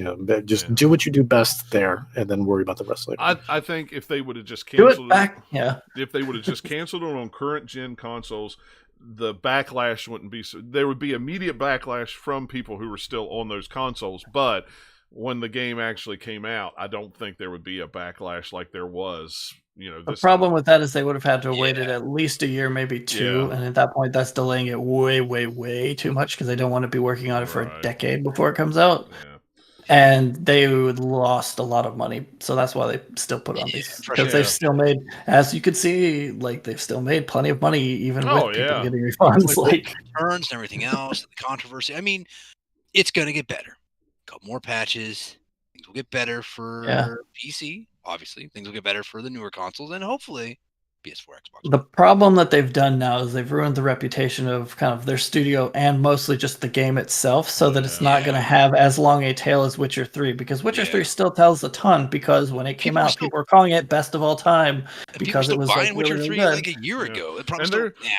And it's one of those that'll be on top lists, like every site, like best RPGs, and so people keep buying it. To the Switch. A bunch of people bought Witcher 3 on the Switch. And didn't I hear they were going to do a next gen console update for that thing for free? Didn't I hear that? I don't think they're going to be doing that anytime soon, because not anytime soon. Well, yeah. I don't mean anytime soon, but I mean still they're still doing that. I think that probably got pushed on the back burner a little bit, unless it was already very close to being done. Because my Witcher 2 remake or Witcher 1 remake. That'd be nice. Because if they put out like a patch for Witcher 3 to be next gen before they fix Cyberpunk, people are gonna be angry. Yeah, oh, absolutely. As much as we love Witcher, man, like you could use it to distract people. Be like, hey, look, go play Witcher 3 and then come back to Cyberpunk 2077. But man, if they could put the lighting from Cyberpunk into Witcher 3, I would totally replay that entire game, because that lighting is gorgeous. But still, I thought I heard that they said at some point, not. They said they were going to. They just didn't say when either. And like, because of the way Cyberpunk went, I think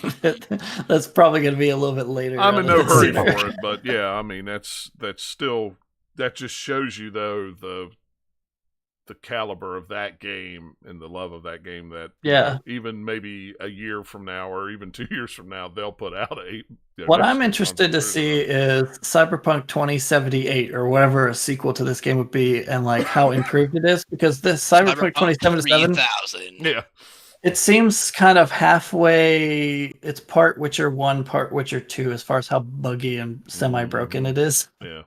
Because Witcher 2, when it came out, it needed a lot of patching. It did. It really did. You're right. Witcher 3 also needed some patching, but not nearly as much. It is easily the best game Witcher they put 3, out at launch. Not being unplayable. It was definitely playable. It wasn't unplayable, but it had bugs. It had a few weird, goofy bugs, just like any giant game like that, but it's not like Cyberpunk. Woof. Like the humping horse, that was always the bug that I remember, was the humping horse.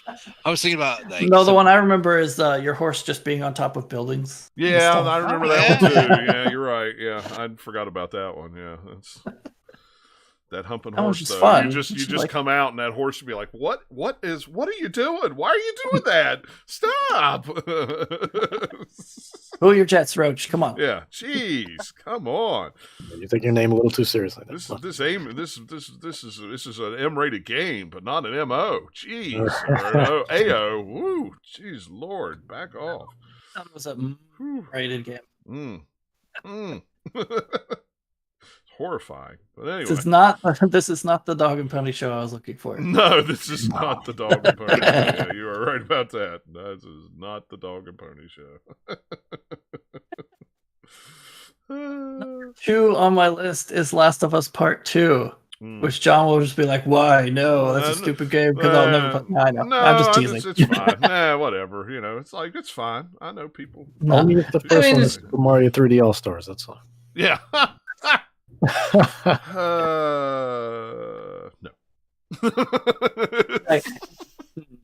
Can't wait to get to my list, John. Oh god. it's all just that, just repeated entries of Mario. I only have 2 games. I have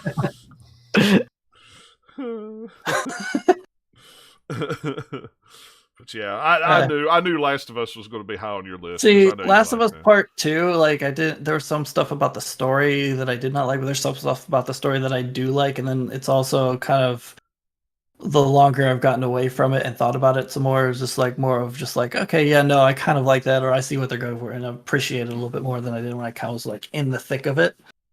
And that's another game I think that if they up the frame rate, I would probably replay at least some of it on PS5 because I bet it would be really, really nice. That game is gorgeous looking. So if you up the frame rate on top of that, that'd just be amazing. Yeah.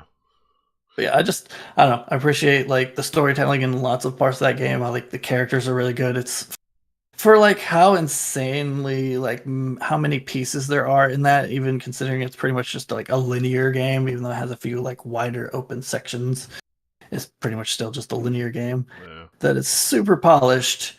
Compare that to Cyberpunk, you're like, man, if Last of Us Part 2 was as broken as Cyberpunk, that would have been sad. Yeah. Yeah. And that would have been conversely, if Cyberpunk was as polished as Last of Us Part 2 was at launch, I'd be like, oh man, that would have been amazing. But we didn't get that. Yeah. We're not living in that universe. No, and that's too bad.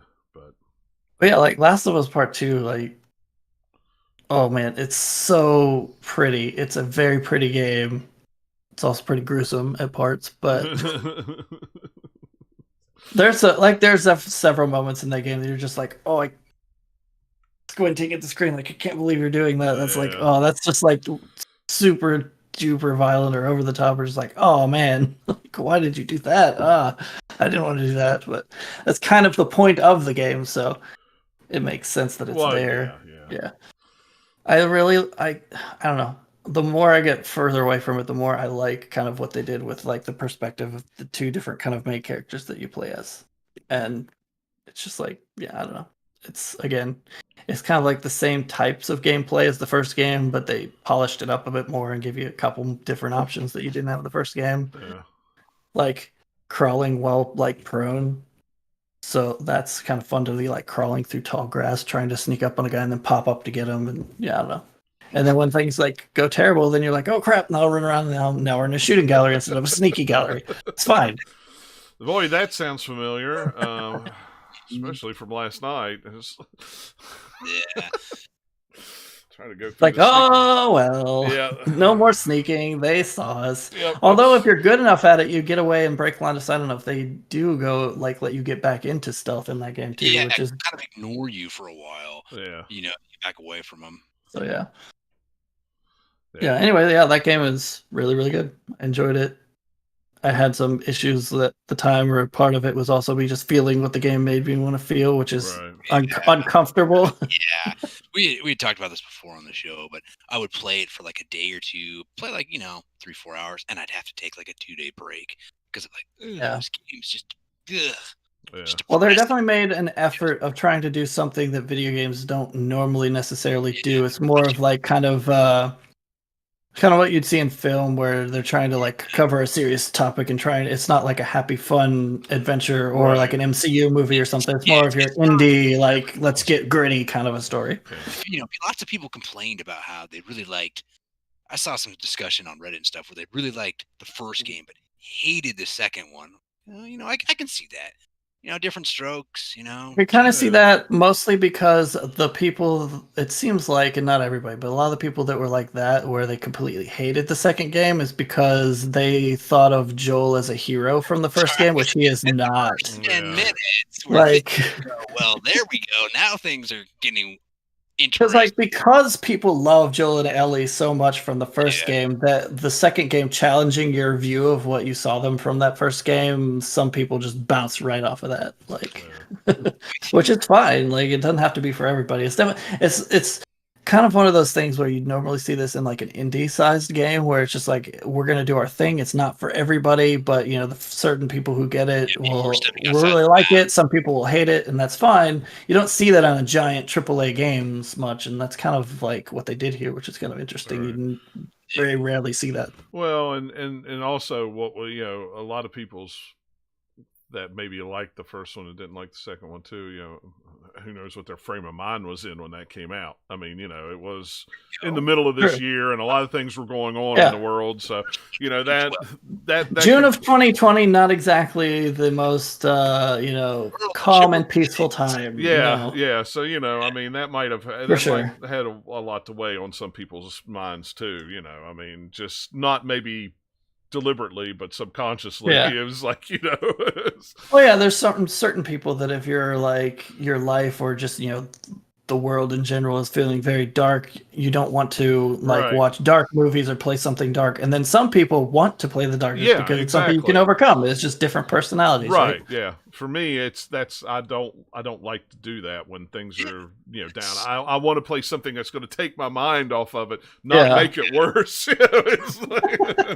Well, that's the thing, is it doesn't make it worse so much as it provides you an outlet to be like, okay, it may be dark, but I can overcome it. Right? It's just, it still is a distraction. It just happens to be dark, which I'm kind of a little more towards that. I'm not like fully on that side, right? And it depends. Like I'll kind of go back and forth a little bit in the middle. Of like sometimes it's just like, no, I'm definitely not in the mood, and I need something to distract me. And sometimes I'm like, no, yeah, things are kind of like crappy, but I still want to play this, even though I know it's going to be dark. I'm prepared. I know what it's going to be. So it varies. Yeah. But go ahead. Number one on my list. Hades, because that game is amazing and it's super, super polished. They put all the tons of work into it through early access. It's early access started right, and I didn't play it until it was like out. Yeah. And I almost kind of had to just like at some point stop and put it to the side and be like, okay, no, I'm going to go play other things now, because I also just kept playing Hades, because there's tons and tons and tons of content in there. I don't remember what the numbers actually are, but they put an infographic out on Twitter I saw a little while ago of just the number of like voice lines in the game per character and different stuff, and it's ridiculously high for like the type of game it is. You're just like, you never would have guessed that there would be that much in it. I can look that up because I retweeted that one. So, but yeah, it was crazy. Well, especially since every other roguelite before it hasn't really done story. Like they have the little bit of a story set up and they have a little bit of story going through it, but not to the extent that Hades did. And I think that Hades had that nice mix of, we've made it just hard enough to where if you've never played this kind of game before, you can enter with this one and kind of get the appeal of it. And it has all the fun other extra bits like story and always feeling like you're progressing even if you didn't get very far. If you keep dying, you still feel like you didn't waste it because you still got to come back and get some more dialogue from people, and you got to like upgrade a couple skills. And so it kept like spoon feeding you and dragging you along, and there's stuff for you there even if you're not very good at the game or if you're still learning it. But then also, if you have played them, or if you get to the point where you're really good at it, there's still all of that, but you can also have the modifiers where you can make it as hard as you want it to be. So the people who really want that really difficult experience, they can do that too. So it has a very broad appeal to it that I think helped it be as successful as it was. Also, just all the memes that came out of it. There's so many like, and once it hit that, it's just like, all right, we've hit popular culture. You're doing pretty well for yourself. Yeah, I enjoyed it a lot. I played it a lot on Switch, and I mean, I had to put it down and kind of set it to the side. It's like, okay, I really need to play something else other than... I've always liked the Supergiant games. Yeah. The only one I didn't really like that much was Pyre, even though like the art style is great. I just didn't really care for the gameplay that much in that one, so I didn't go that far. But like Transistor was really cool. Bastion back in the day was like awesome, and then this one is kind of like all the stuff we've learned from our previous games. We'll put it into this one, and this is like the most Supergiant game they've done to this point, and it's the best game they've made. It's really cool. The voiceover in Hades, total word count 305,433 with 30 fully voiced characters. Hades has 1,600 lines of voice.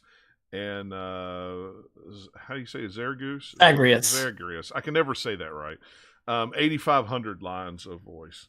I mean, it makes sense if you've played it because he's commenting on everything. He has all of his dialogue with all the other characters, and he has just like random comments he'll make when he's doing stuff. All the little stuff like when you're fishing and catch a fish. Like, there's definitely a lot of dialogue. Also, is that nothing feels recycled. Everything feels like you're experiencing it for the first time. It's incredible no matter how many hours you put into it. It's wild. I put like, I'd have to check, but well over 80 at least into that game, and there was nothing like repeated, and there's still like story stuff that I hadn't gotten to, like stuff you kind of like finish the game by seeing credits, and then there's like tons of game after that still too. It's ridiculous how much content that they've packed into that game. Yeah, it really is. It's crazy. Yeah, it's Also, like the art style is the best of all their games, just Yeah. because of the fidelity of it, because of current consoles and PCs and stuff. Just the high level, like getting it 4K assets and stuff, and there, it's just gorgeous to look at. yeah. And it still runs super smooth. Like the game is a very quick paced game, and despite all the stuff that's going on in it, it still runs really well. Yeah, At and it least runs the great. places I played. Yeah, It runs so great on the Switch. It it's absolutely awesome. runs fantastic on the Switch. I can only imagine what it would run like on a PC or a PS5 Oh, it runs or great. Xbox. yeah. But that's good that it runs well on the Switch. Yeah, More it does. It games, runs. Yeah, I more mean, It's chances perfect. for It's people literally to perfect. play stuff. That's the way I it's look. perfect. Yeah. It's perfect. It's like I said the other day in our little group chat. I bought Phoenix Rising on the Switch, and it's a good port of the game. It runs really Very good well. port. It was just very jarring for me to go from 60 FPS 4K to whatever resolution it is on the Switch and 30 frames. It was like, ooh, wow, yeah, Oh, man. I'd forgot about. The weird thing about that game to me is on PC, when I'm playing the game and in the world, it's like 120 FPS or whatever, Yeah. depending on, it'll vary some depending on what area of the map I'm on. The menus are locked to 30 FPS for some reason. It's really jarring to like go into the pause menu to like save the game or look at a setting or whatever, or even I think your inventory stuff might not be, but definitely for like just the main menus of the game, you go from that and it's just like sucks down to 30 and like the cursor feels like sluggish a little bit I because never you're like, noticed whoa, that that's so on the- weird. Why would you lock your menu? Like what? That was the weird, and it's the opposite on what was that game? Kirby Star Allies, where the game is at 30 frames, but for some reason the menus are at 60, and there's no reason why that game shouldn't have been able to run at 60. Seems like they got that backwards. Yeah, exactly. It was the These weirdest. menus are the smoothest you ever see. Yeah. It always drove me crazy. There's no reason why a Kirby game can't run at 60. They're 60 on the 3DS. I never noticed on the Series X if But- the menus are at 30 frames. I'm assuming they probably are, but I never paid any attention to Here's it. the weird thing. So it's a team that's made an Assassin's Creed game before. Yeah. It has Yeah, the but they same are- exact same menu as all the last Nope. few Assassin's Creed games. The Valhalla that came out here, played it on PC. Its menus aren't locked at 30. So it's something weird about Immortals specifically. That maybe it's like an accident, maybe it's on purpose, but it's like, why is the menu at 30? I don't get it. See, now I'll have to look at that when I boot it up on Xbox. I'm sure it is. I'm sure it's the same way, and I just never paid any attention Yeah. to it. It's easy enough to tell when I've got it on my computer because I've got the little frame counter turned on so that I can see it in the corner when I'm Yeah. playing stuff. Just so when I'm curious, sometimes I turn it off. But yeah, it's like I go to the menu, it's like locked at 30. I'm like, why? Yeah. That's so weird. That's a weird thing I wish I could do on my TV is I wish I could put a frames, counter up on the screen so I could see some things. Especially like when I play Destiny, I watched It's like something that like Xbox would add randomly into Yeah. their thing, like a setting you could turn on, right? It seems Yeah. like something they would do. I Yeah, doubt it would. PlayStation would never do that. No, because that was one of the things that. Oh my gosh, I don't know if you watched I don't know how much you watch Digital Foundries, unless it's just something you find interesting. But they did a comparison on Destiny with the Series X PS5 update, and the Series X runs at a full 4K all the time, and the frames are most of the time 60 frames a second. They may drop down to 55 or 57 or something like that. The frame rate doesn't stay 100% consistent, but it stays close enough to 60. On PS4, it actually drops down to it'll flex from 4K to 1440p, but the frame rate stays steady. But you'll actually see the textures and everything change on the screen so it can keep a high frame rate. And it's like, I would like to have the ability to see the frame rate on my screen so I could see little dips, because if frame rate ever drops on Destiny, I never notice it because I run full bore all the time on that game. I'm the guy that you just see running and jumping all the time, or because it's just so smooth. I'm like, yeah, let's just put the pedal to the metal. Just sitting around and be like, man, we haven't had our coffee yet. What's up with that guy? Yeah, it's just like, what is that guy going? Why is he so okay? Whatever, he's going. It's like, because I'm just just coming.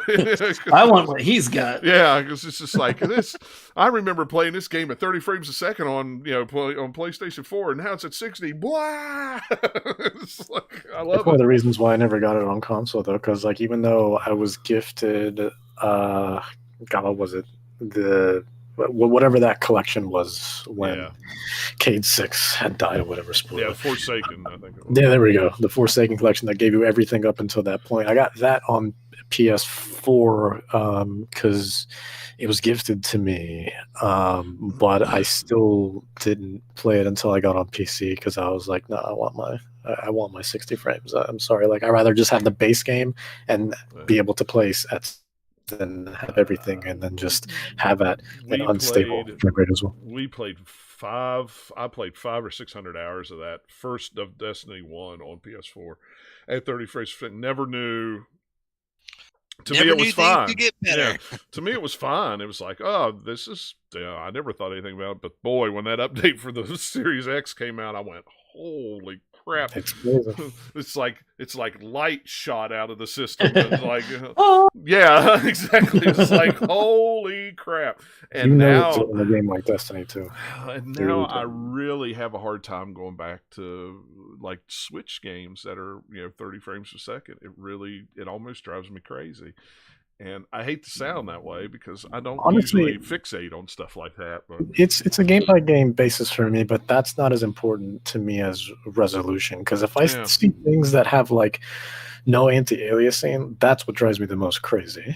Is like the jaggedness of like some lines just ruins everything for me. It makes everything look super ugly, and it's hard for me to like. It hurts my eyes. Like I rather take the 30 frames, but have like smooth edges than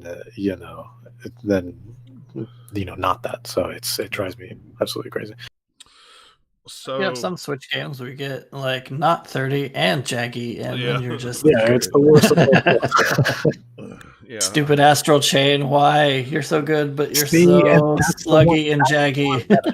Because I was so hyped for that game, and it's hard for me to play that game because of it. I finished that game; it's really good, but I would play it again if they put it on like PC or something, right? Yeah. They're one of my favorite studios, but like I'm just like, man, you know what? I'm just gonna wait for Bayonetta 3 because I can't with this. I'm sorry. Like I know it's a great game. But that's where that M Classic thing that I got come in really handy because it's like I turn the smoothness on 1440p, play it through my regular Switch. Yeah, it doesn't improve the frame rate any, but man, them jaggies go away. It just smooths that sucker out. It's I'm happy. Yeah, and I mean, but again, you have to pay $100 for something to get it to do it. It's like I wonder if they're going to start optimizing with that rumored Switch Pro. Since they're having making stuff 4K ready and whatnot. If they're going to have it so you can go back and optimize some of the older games. I hope so. If they, I would be very surprised because it's Nintendo. Yeah, I mean that's you not already see a something difference that they between do. Switch and Switch Lite with some games too, and how they handle the differences there. So I wonder if they would do the same thing with Switch Pro. It just because of the past, it's like, hey, let's make a new 3DS, and then like doesn't really change much of anything. You have like the one or two things on it, and that's about it. Right.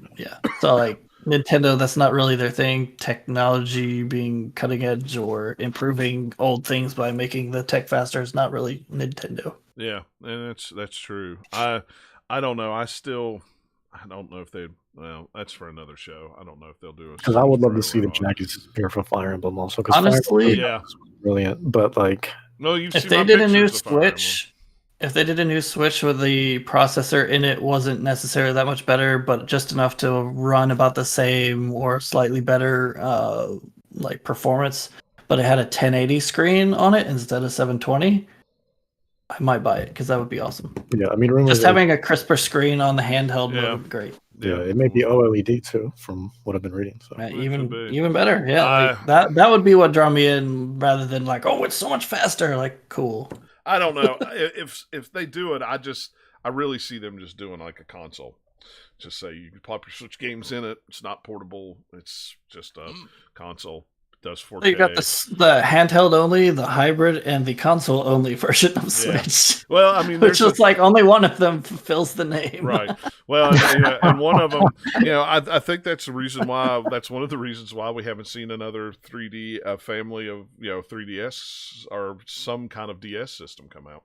I think plug it into the TV. I think they're just going to go. Well, our Switch will be our since the Switch is portable, that will be our handheld system, and that's pretty much what they've done, and I think Yep. that was a smart move, I do because too. putting out another handheld system would have been dumb. Yeah. Well, it's like you have the Switch, and then you have the Switch Fo, and then the Switch Fo Lite. Just Yeah. I think you have the Switch, you have the Switch Pro, and then you'll have the Switch Lite, or you just the regular Switch will just go away. They'll just Wait until you get the Switch DS. That's where we're talking. Yeah. See, that's what I want. That's what where it folds in half this way. Yeah. Give it 20 years and maybe Nintendo will start playing with the foldable screens that all the tech companies are starting to play with now on phones and stuff. Like, Yeah. there you go. Because 3DS has one of the best libraries, if not the best library, I think, ever of any console. So it's just like they're all locked and lost there. Yeah, just like, hanging out. Imagine, and wasn't it recently too? They took down all those games from the DSi. They brought some of them back. They brought some of them back. Yeah, but for like a week they were gone. I don't know what that was about. There's someplace, it's on Twitter or something. There was a guy that actually had saved everything. He's got an archive of everything. Oh yeah, I have all mine backed up to an external hard drive in files. Yeah, because I have a ton of digital 3DS games, so they're all on a 64 gig memory card that's in my system, and I pull it out and pop it into PC and just copy that whole file over to an external hard drive.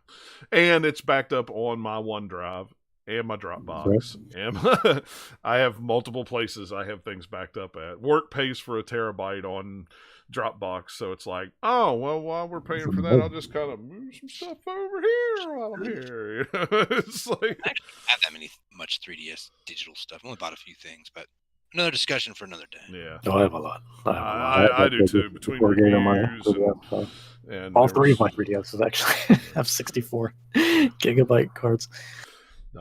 All right, Dennis. Let's see how your classified list compares to Nathaniel's here. Yeah, so it's more declassify. I'll try to run through it.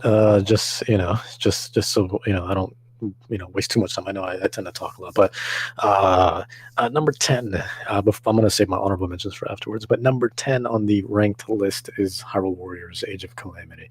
I was a big fan of the first one, a big fan of the Musou games in general. So every time there's a new Omega Force title out, I always get excited, even if it's something that I'm not interested in, like some property, because they do a lot of licensed stuff too, outside of the usual, Samurai Warriors or Dynasty Warriors and stuff like that. So even if it's something I'm not interested in, I still want to jump into it, just because those games they're very good stress relievers to me, anyways. Just being able to see that count go up of like 1,000 KO, 2,000 KO, 3,000 KO is like fantastic. Unfortunately, it works a little bit weird with Age of Calamity, just because the hardware limitations and stuff like that. So that's the one thing that's held me back about getting that game, is I've heard a lot about the frame rate drops and stuff like that. It's like, yeah, it's not as egregious as I think everyone mentions. But when you compare it to the port of the original Hyrule Warriors, now to be fair, Hyrule Warriors on Wii U did run at 30 frames, but on Switch it ran at 60 frames. So there's no reason why this one, which I think has a more stylized, approach, shouldn't have been able to run at 60, considering the original Hyrule Warriors, despite it being older software, had more of a realistic approach in its art direction. Right. Yeah. So probably doesn't affect it that much, really. Yeah, I mean, it just kind of depends on, how, I guess I would imagine just how they kind of handle the assets and whatnot. Yeah. But even so, it really didn't hinder my experience too much. You saw it in some levels more than others, but overall, as a package, the game is great, and it's one of the most fun experiences I've had for quite some time. And if you're a big fan of Breath of the Wild, no reason why you shouldn't jump into this, especially since it takes place right before the Calamity, 100 years before Breath of the Wild. So you can kind of see everything that leads up to that point. All the champions are alive and well versus Breath of the Wild, where they were just kind of memories, so they get to fight alongside you. I mean, being able to play as all those characters is like super exciting too, and really feel the power of those champions as well. So it's not, instead of just using their abilities that were given to you in Breath of the Wild, like being able to like really kind of immerse yourselves in yourself in like how they kind of fought during their time, is you feel it for sure, and it feels awesome. I'll pick it up at some point. It's on my list to pick up. Yeah, and I've noticed Nintendo has been doing a lot more sales as of late. So you can probably find it for, I mean, you won't find it half off, but maybe 45, $50, Yeah. you get something off of it. So, yeah. And number 9 is actually a game I've been playing recently, but it's been connecting with me so well. It's good old Coffee Talk. I'm a big fan of coffee. Matter of fact, it's been drinking some here as we've been, going through our podcast. That would be my wife. I don't drink coffee, but I do like the smell of it. But yeah, no, it's a super relaxing game where if you like that sort of cafe vibe and experience, what this game offers is you definitely get that sort of feeling to it as well, especially since you're the barista of this cafe that's called Coffee Talk, and you have so many people from so many different like fantasy like races and stuff too, right? So you have orcs come in, you have random aliens come in, right? You have like amphibious creatures come in, all to drink coffee and stuff like that, and it's awesome. And vampires, werewolves, and of course you're humans, and so on and so forth. But yeah, all these different species that kind of come into this cafe and just talk. It kind of has that visual novel approach in its storytelling. But there are those gameplay elements as well. Like you can open up your phone and then look at the news and stuff like that. You can check, even though it's not as elaborate, just kind of like almost like a social media sort of page for everybody that kind of comes in, and just kind of gives you kind of a breakdown of their profile, their interests and their age and stuff like that. So and then of course you create the coffee. So if somebody comes in, it's just like, hey, can I just have just a regular just a regular latte, and then you're like, yeah, and then you can make it, and they give you the different ingredients, and you can prepare it, similar to Valhalla. Kind of works the same way. Not Assassin's Creed Valhalla, but there's a different Valhalla. So yeah, it's like VA-11. I must not have got to that section in Valhalla where they have a coffee shop. I need to play some more then. Assassin's Creed Valhalla does go some weird places. Look, not everyone can drink all the time, all right? Everyone wants maybe the occasional the coffee. Not everyone's built like a Viking. Right. All that time out on this sea, man. I'm telling you, it's being drunk isn't going to help with all the waves. Yeah. But yeah, no, it kind of it's kind of similar to that in which you are a barista, but in Valhalla, you're actually a bartender versus a barista in this one. But yeah, no, it's super like just cozy. It's a cozy game. Like it's a nice game to play before bed. Play a little bit of it. I've been playing it on Xbox because they gave it through Xbox Live Gold. It was one of those gold incentives a while back. I don't think it's been on Game Pass, but it was available through Gold. And the more I played, I'm like, man, this game would be amazing on the Switch. Just relax and just play a little bit of it. You can make your own coffee art as well, which is cool. So you can get the milk and the steamed milk and just kind of design it as you Cool. It's really, really cool. But yeah, I've been having a great time with that. Number 8 is Hades. I mean, we're already talking so much about it, but Hades is, as someone who's not big into that rogue genre, it was like, just like Nathaniel was saying, we're like, you have stuff there to kind of introduce new people and kind of make things a little easier, and all the accessibility options were fantastic. So the game is still going to be hard, but I think reasonably so. I don't think I've ever once booted that game up and played and just been like, I would get tired, not because I was frustrated, but because it was one of those like, okay, I think I've played long enough, let me come back later, type situations. Oh man, I was like, when I was in the middle of that game, it was very much more of a, oh crap, 6 hours just went by. That was the way it was with me. Stop. It's like, I remember buying that game last year for Nathaniel for Christmas, and I just looked down his list and I went, oh, Hades. What more of a better game to buy for somebody for Christmas? It's named Hades. And then when he actually started talking about it, I'm like, holy crap, okay, I think I'm going to buy this game. And I bought it on Switch, and it'd be like, I'd be laid in a hotel room, waiting to go to bed, and it'd be like, man, I got to get to bed like at 9:30, 10 o'clock. It's 11. Holy crap! I've been playing this. I got done with dinner at 4. It was like, It's crazy. Dennis, did you try the God mode? The God mode, I did. It's still difficult. Well, that's the whole, like, do you know what it actually does though, right? It's like it slowly pulls it back. It's not like a right static setting, right? It's like, oh, if you're having trouble, we'll pull it back, but it's not like completely changing difficulty or something like some other games do. So I was just kind of curious. Yeah. So that's tried it. Yeah, and it's a good point to bring up. Where like because I wanted to make it as accessible as possible. Like I did turn on the God mode. I didn't when I started it, but then maybe like an hour or two, and I was just like, okay, let me just turn this. Because I didn't realize it was there at first. So I was like, let me turn it on. And it made me laugh because I was still dying left and right, and I was like, this is ridiculous. But I noticed every time I died, though, it gives you just a little bit of a percentage boost in terms of like your defense and just stats in general. So I've read on like how that actually works and what it caps off and stuff too. So I was like wondering how it feels actually playing it. It's similar. It reminds me of kind of like Last, where it's like it's a hard game, but then they have all these have some options in there to make it easier for certain people. If you want to turn this thing on to help you, then you can. That's cool. I played Celeste with no adjustments, just like the moment I hit new game, I was in like that. Celeste was brutal, but that's a conversation for another time. I think it's a couple of games I wish more games would do, of just like, it doesn't hurt you to have options like that in there so more people can play your game. Like if they can enjoy it, then great. If someone over here is like super masochist, put all the hardness on and everything so it will murder me every 2 seconds, they can do that too. It's like have a wide range of people, right? Yeah, and Hades, because Hades was so accessible, that's what made me love it so much. And just the fact that the art, I still can't get over how good that art is. Just the art direction and the gameplay. The music, like all Supergiant games, is great. The art is good. The like voice acting is just, like, charming is a good word to describe Hades, because in so many different aspects of it, it's just oozing charm. It is. Yeah, every part of that game is just a complete package. And honestly, I wanted to put it higher up on the list, but I just had a lot that It's charisma stat they wrote really well. Yes, very much. They maxed it out. That's what they went with God mode in.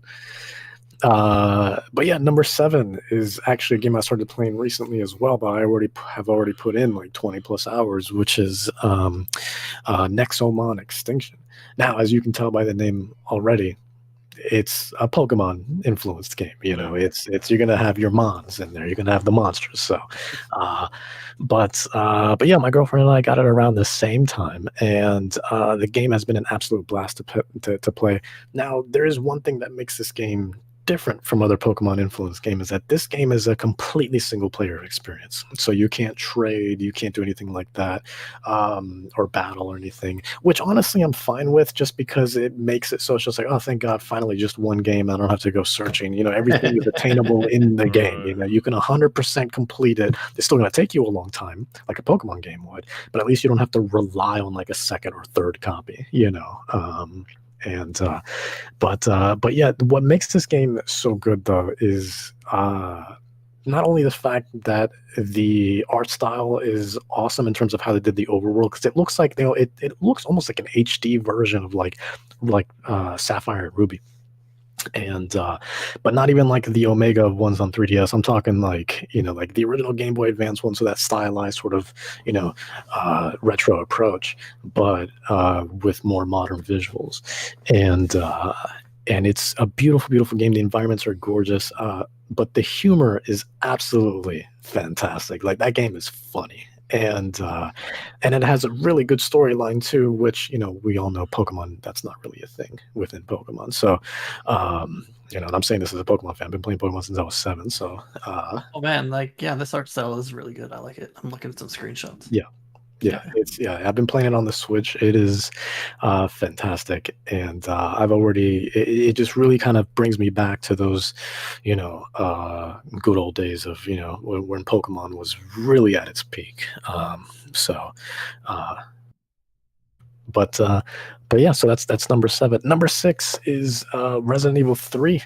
I played that game a lot. I know when it came out, a lot of people were complaining about how short it was, but that game had so much replayability that, and it was one of those games too that was interesting. Like, you would play it normally, for me anyways, I can't speak for everybody, but I feel like a lot of people kind of shared similar experiences where I would play it normally, right? Play it in the kind of default difficulty, and then you went up another difficulty and you actually beat it in less time because it keeps track of your time. And then you went up one more difficulty to make it super difficult, and then like you beat it in even less time. I think my quickest time was, I think by the time I got to Inferno, it was just under 2 hours, I think. But my initial playthrough was like 8.5 hours, and then it dropped down to like 5 hours, and it dropped down to like 3 hours, and then by the time I got fatigued, it was just under 2 hours. So, and that was on Inferno. Do you think that the 8 hours would be if someone came completely cold to the game, never played a Resident Evil game before, if it'd still be 8, or if it'd take them longer? I think I'm just it curious. would take them longer, but probably not too much longer. I think they'd probably be looking at more of like a maybe not too much, maybe like 10 to 12 hour game. But 12 hour would be like if you're really not used to that type of that third person sort of narrative sort of experience, I guess.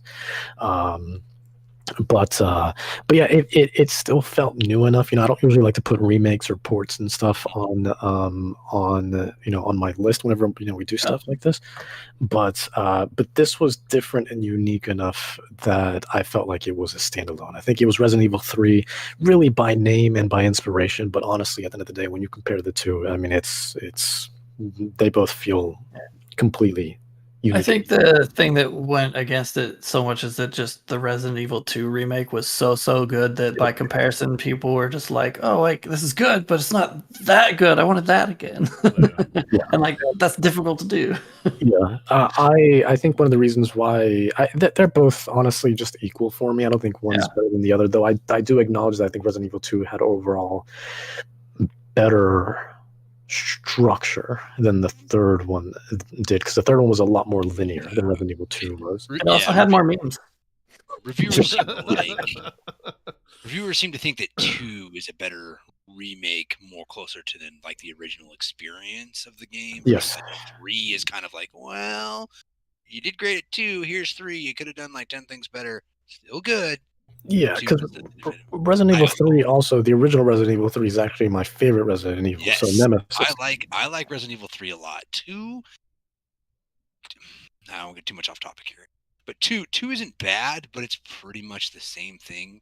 Yeah. With either character. Yeah, and also I'm just a big fan of Jill Valentine, so being able to play as her was like amazing. Yeah, and like I played that game a lot. I think by the time I was done with it, I probably clocked in maybe closer to 30 hours just because I was trying to get all the collectibles and stuff too. 3, the remake of 3 is a little bit shorter than 2 as well, is what I had read. It is.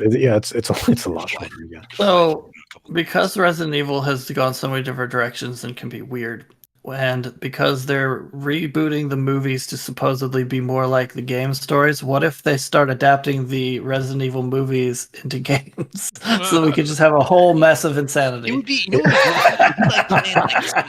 would just be crazy. It'd be like, I don't know, just nuts, all action. I'm honestly surprised they haven't made a game with it'd be like Milla Jovovich. I would play a game if Milla Jovovich was like the playable character. She's my favorite actress, absolutely. I mean, she's not my favorite actress, but like whatever. She'd be a fun action star for a game. Like, sure. Yeah, it's and it's interesting to see that the series has done so much and dabbled in a bunch of different ways and tried a different thing. Well, I think for the most part they've been consistent too. I think the only time they were like they really just had like an oh my god emergency moment was Resident Evil 6, because even though Resident Evil 5 was super actiony, it was still overall a solid package. Again, I was thinking Operation Raccoon City. That's true too, but in terms of like mainline stuff, you can go back and play Resident Evil 6 if you just want to have that same like really dumb horror movie, but it's so dumb that it's fun kind of a game. That's what Resident Evil 6 is. Don't play anybody else's. Like, just play Leon's campaign. Don't bother with Jake or it's nonsense. I don't know. That game had way too many campaigns, and it was just a mess. Too many perspectives. It just didn't matter.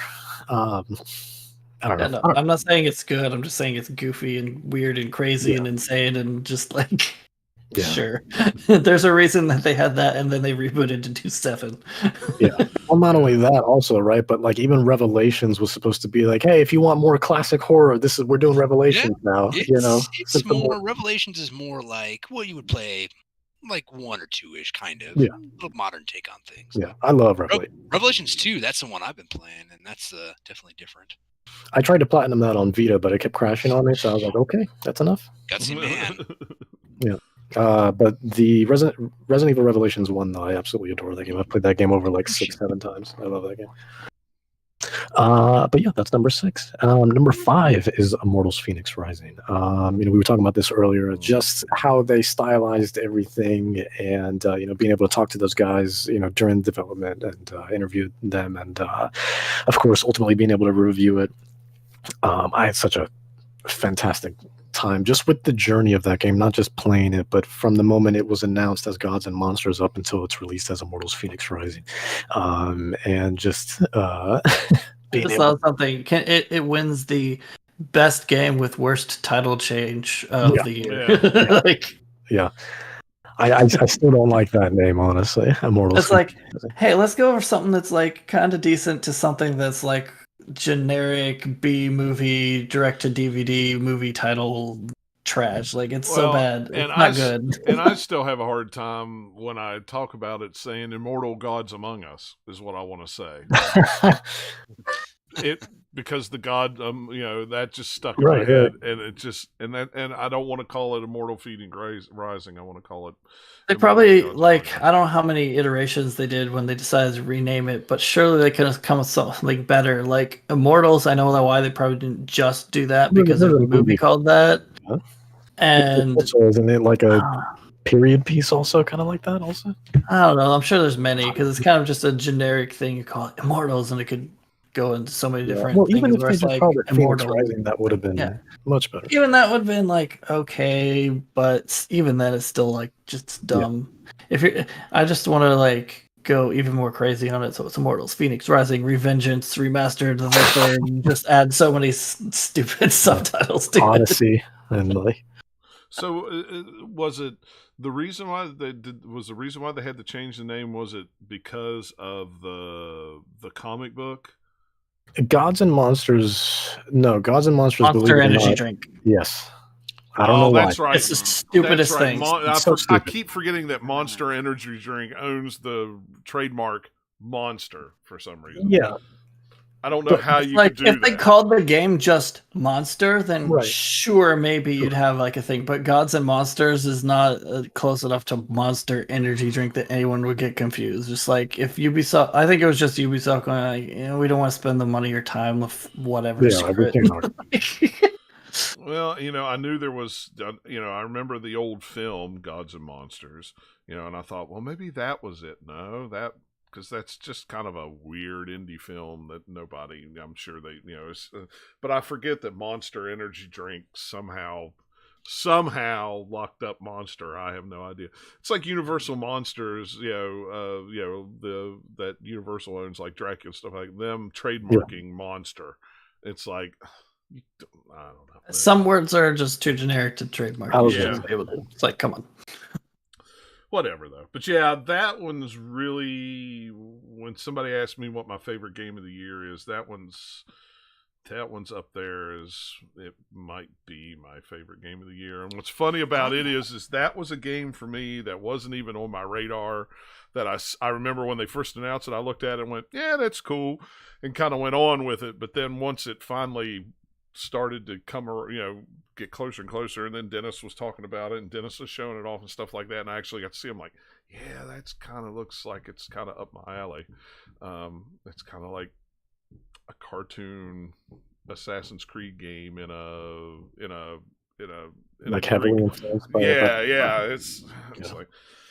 It reminds me of kind of like PS2, GameCube, whatever era where you get the obvious Zelda knockoff or the obvious this. Like, what is it? It's something in the Cursed Mummy is one on GameCube that I played. Basically. Cursed Mummy. It's very similar, like kind of a vibe, especially with the title. It's just this game has a lot more money thrown at it. Oh yeah. But this, and then I guess that was it. When I looked at it, and went, oh, this is kind of like a cartoony Assassin's Creed, but it's kind of in the Greek gods thing. That's kind of cool. I might like that. And then when it was, oh well, it's got Breath of the Wild elements to it. I'm like, wow. Well, that The just funny thing about the changes game, everything you could tell the difference in philosophy. Whereas, like with Breath of the Wild for climbing, if you like go slow, then that will be the most efficient way to use your stamina. And if you do Right. like the leap, it uses more. Whereas it's the complete opposite in Immortals. If you get the like upgrade, the leap uses less energy than just like slowly climbing. Right. I Yes. thought that was funny. I'm like, okay, sure. Yeah. It can't be exactly the same. Leaping and expending energy is less energy than just slowly climbing. Yeah. Got it. All right. But yeah, no, Immortals Phoenix Rising overall, that's a game that I've been keeping up with and consistently excited about. And then it's one of those games that not only met but exceeded my expectations, which doesn't happen often. And so I was very, very happy with it. Yeah. By the end I'm of looking it. forward to putting more time into it. So far, I haven't had any like bugs or anything like Valhalla, the other big Ubisoft game. Even that I've had some bugs, although it's still pretty good for a giant open world game as far as the small amount of bugs in it. Well, the characterization is also just really good. Like, I love Phoenix. I think she's great. Or he, if that's the route you chose. But yeah, I think she's an awesome character. Before the stream, I know we were talking about Hermes. Hermes for me is just the one that's like, okay, that's the part that does not hit for me humor-wise. I like all the rest of it I've seen so far, but Hermes, every time he shows, I'm like, you're just annoying me. I just want to punch him in the face. I just want to punch him in the face. They definitely did a good job of with his character model of giving him a punchable face. Yeah, and I think that's what they were going for. And I think even your Phoenix, your main character, would like to punch him in the face. Yeah, I think so. The way they interact, it's just like no, just like Hermes, you're talking too much. Just shut up or let me punch you in the face. Yeah, please.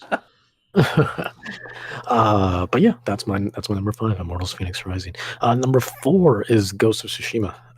That game was also similar to, in terms of dream games, it was similar to Cyberpunk 2077, where its setting is what drew me in. Like, regardless of what you feel about Cyberpunk 2077, like, the setting is what brought me in, because I love that cyberpunk genre, right? So, and that aesthetic. So, the beautiful, representation of Japan that Ghost of Tsushima did was absolutely fantastic. And Jin is a great character. The story was great. By the end of it, I mean, I was like, oh my god, like, it had the perfect balance of action and emotion, and it was just, I think, who did that? Sucker Punch, right? I believe. Yep. So, yep. Man, they really just topped themselves and really did something that that was another one of those games where, like, I was looking at it. I saw the first trailer years ago, and then they were silent for like 2.5, 3 years, didn't say anything, and like, it's the game that I kept thinking about. Of like, I know I'm gonna love this game. Yeah. Sure enough, it came out and I loved it, and I beat it, and it was absolutely fantastic. And the game's big too. Like, I was just running through the story, and it took me like the better part of like 30 hours, and there's still a lot of that map I have not uncovered. Like, there's a lot of it that's still just grayed out. So, I mean, I'm still only in the first area that you get in the game, and before I stopped playing, probably was like at least a dozen hours in there, and just running around that area. So yeah, it's definitely a big game. Yeah. Yep. Well, all the colors too. The colors. Yes. I love the Golden Forest. That's one of the earlier areas you get to. I just wandered around in it for a while because like just the leaves falling and just all the color is way different than anywhere you'd been before in the game. It's like, yes, I'll just stay here for a little bit. The flora is like, and the vegetation is just the environments. Like, the environmental artists, like, really just. Yeah. I mean, they did something that I've just never seen before in a game like this, and it is a dream game. As someone who loves that kind of point in time in history, and that part of Japanese culture as well, it's just an absolutely stunning piece of art. Really, I consider that game a piece of art, truly. So, but yeah, and then number 3 is Spider-Man Miles Morales. I had a great time with that game. I still think the first one is better, just slightly, but this game, credit where credit's due, was really, really great. And the only part that bothered me was closer to the end. It just kind of felt like they were redoing the first one again. That was kind of how I talked about before too. It's like a lot of that game is really great. I like how they characterize Miles, the voice actor on it, and all the stuff that he gets to do is great. It's just kind of towards the like last third of the story, some of the choices they made, I was like, I didn't enjoy this so much, but Yeah. still a fun game to play. Yeah, it was awesome, perfect sized game. Like, it didn't overstay its welcome. It kept hitting those story beats perfectly, and never really had a dull moment for me. So, but yeah, and it was just consistently fun to play and watch too, because I've watched other people play it, and it's just been a blast every single time.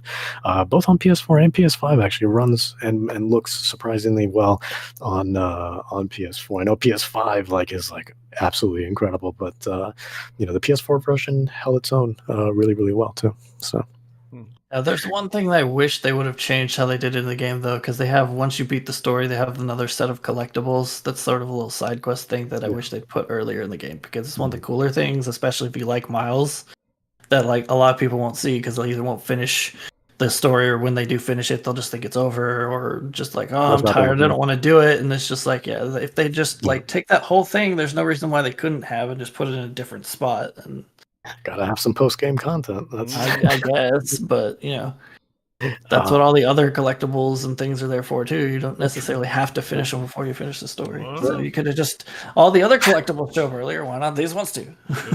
Well, I spent an entire weekend collecting everything too, so that just kind of drove me crazy. And once I beat the game, and I was just like, oh my god, there's more. Like, I thought I had everything. I wanted to go for that platinum, and then it just didn't happen. I was like, God, it makes me so mad. Matter of fact, you know what? The game is not Game of the Year. Forget it. I'm throwing it. I'm taking it off. Number 2 is probably to no one's surprise, Yakuza Like a Dragon. Yakuza is a consistently amazing series, one that I hold near and dear to me. And and I'm not being biased. It's one of those games that I put a ton of hours into, and I was like, you know what? Because I think everyone was a little confused at first from the new gameplay sort of approach, right, of having that turn-based combat versus the more brawler sort of approach. But it worked out. And it still very much feels, plays, and looks like a Yakuza game. The only difference is literally from combat, you have it's turn-based. That's it. And have in earlier Yakuza games other people with you like in Like a Dragon? Because don't you have kind of a party in Like a Dragon? You because do, of the turn-based, yeah. Mm-hmm. Yeah. See, that's what I was looking at it from the outside, not having played much of them at all. Just like, oh, that looks cooler to me. I'd rather do that and have all the different people and make it kind of like a little RPG rather than just a button mashy actiony type game. Yeah, and I mean, if you did have people with you, because it did happen on occasion, but it was for story-related reasons in the prior Yakuza games. So otherwise, it was just Kiryu the whole time. Yeah. But yeah, Ichiban is a great character who's also kind of starting from zero. He's not very good with technology either, just like Kiryu. But he looks at the phone like, what is this? So I watched someone streaming the game, so I've seen probably the first few hours of it, and I just his character's hilarious. His character's great, yeah. And all the his obsession with his hair and how they mess it up, and that's the thing from all the advertisements or something. His big crazy hair is what you'd think of, and then when he doesn't have that to start with, you're like, wait, how is he gonna get there? Oh, okay, that's pretty funny. I like it. Right.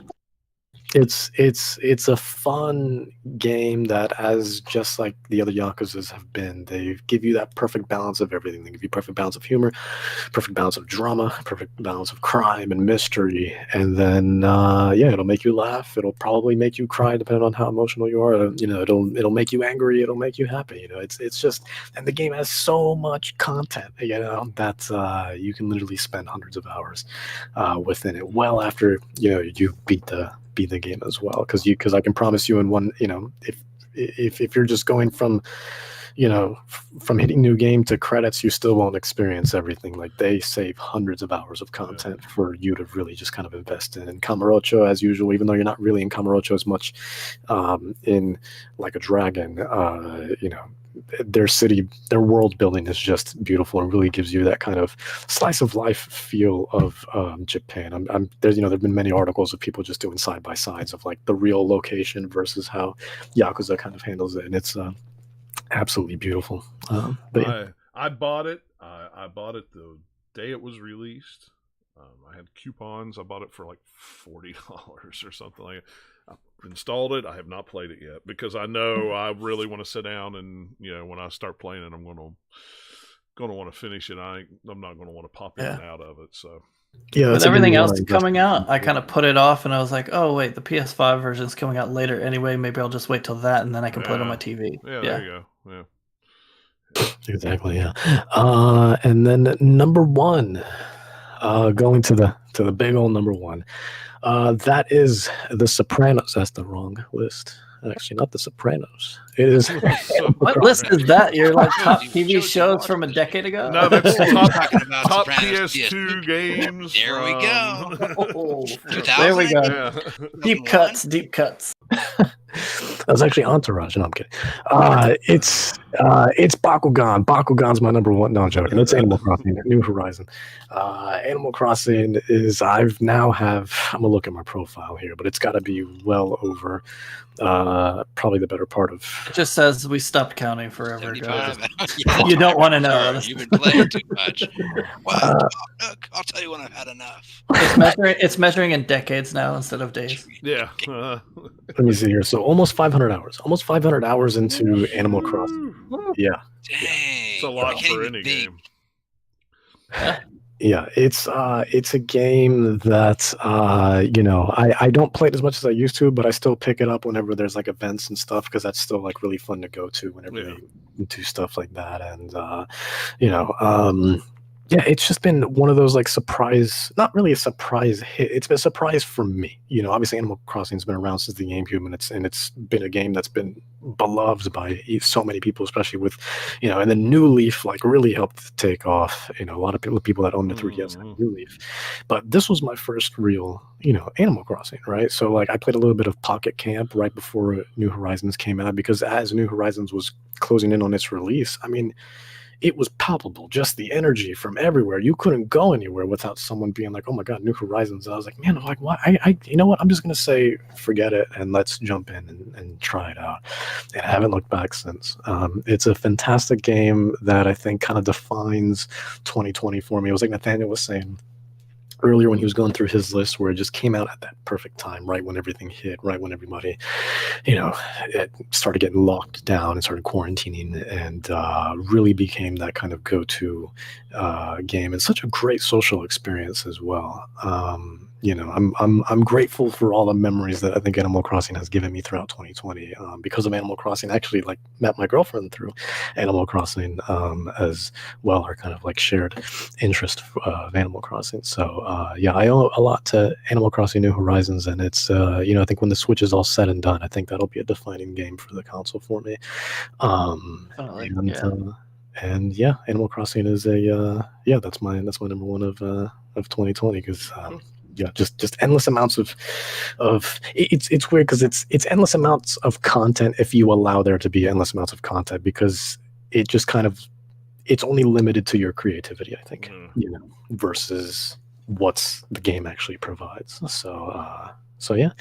But yeah, that's my top 10 list. To run through my honorable mentions, number 5 on the honorable mentions is Littlewood. Now, Littlewood, if you're not familiar, that's a good game. It's a fantastic game. Yeah. I do not know this. Now I'm intrigued.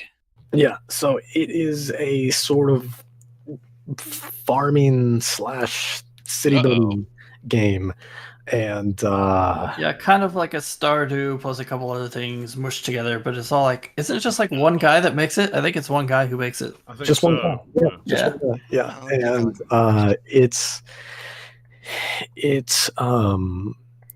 that game kind of took me by surprise when it was in early access for a little bit, and then my girlfriend got it for me like right when it came out of early access, because I was like, "Oh, this game looks cute," and then she surprised me. It was like similar time to Hades almost that it came out to with 1.0, like September or maybe October or something. It was. I want to say probably end of August, but yeah, probably maybe August, somewhere kind of that point in the year. Yeah, like early fall, basically, like late summer, early fall. But Littlewood is like incredibly relaxing, and it's super just user friendly and intuitive as well. I mean, like if you want to create, it's the amount of quality of life things in that game just make that game just absolutely relaxing and super beautiful and wonderful to play. And then you get random people that show up after you do so many tasks. You can definitely see some of the Animal Crossing inspiration to it as well, for the building houses for people when they move in, but then they have furniture requests, so you have to go get like specific furniture, buy it, or different things for them, and you can tell that's kind of where they're like, "Ooh, let's take some stuff that Animal Crossing does, but do my own spin on it." And here's some stuff that like Stardew Valley does that I kind of like, and we'll do like kind of or some of that, pull it from all these different sources and make kind of his own little kind of weird hybrid game, I guess. It's super cute art style too. It's really nice. Yeah, it looks really cool. Yeah, and that's why it was it had to go up there.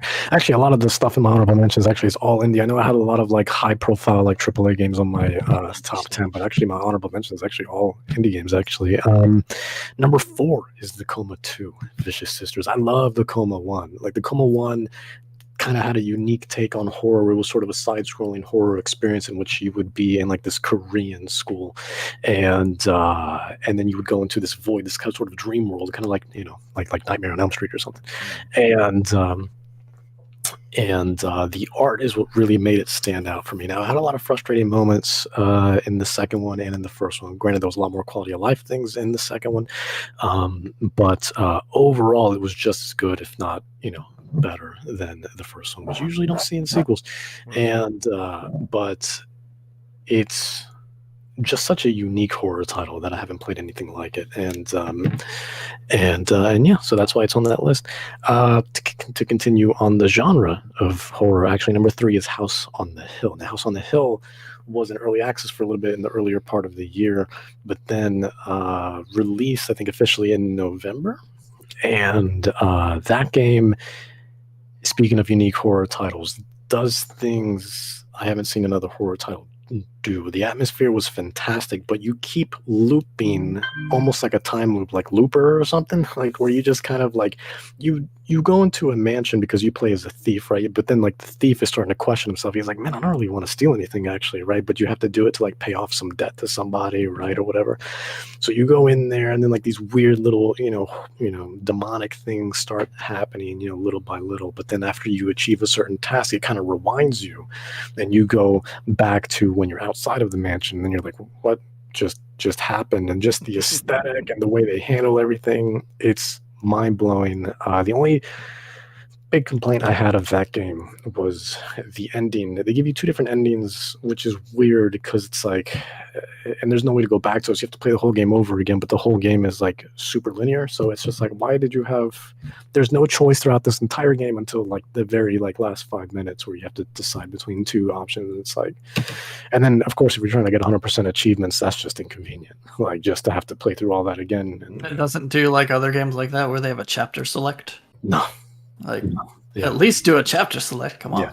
I mean, they might have updated it, but when I was playing it, no, and it was obnoxious. And you see that a lot in the reviews too. At least the one I read that a while back. It's been a while, so hopefully that's something that has been addressed. But otherwise, when I was playing it, no. So I was like, you know what, forget it.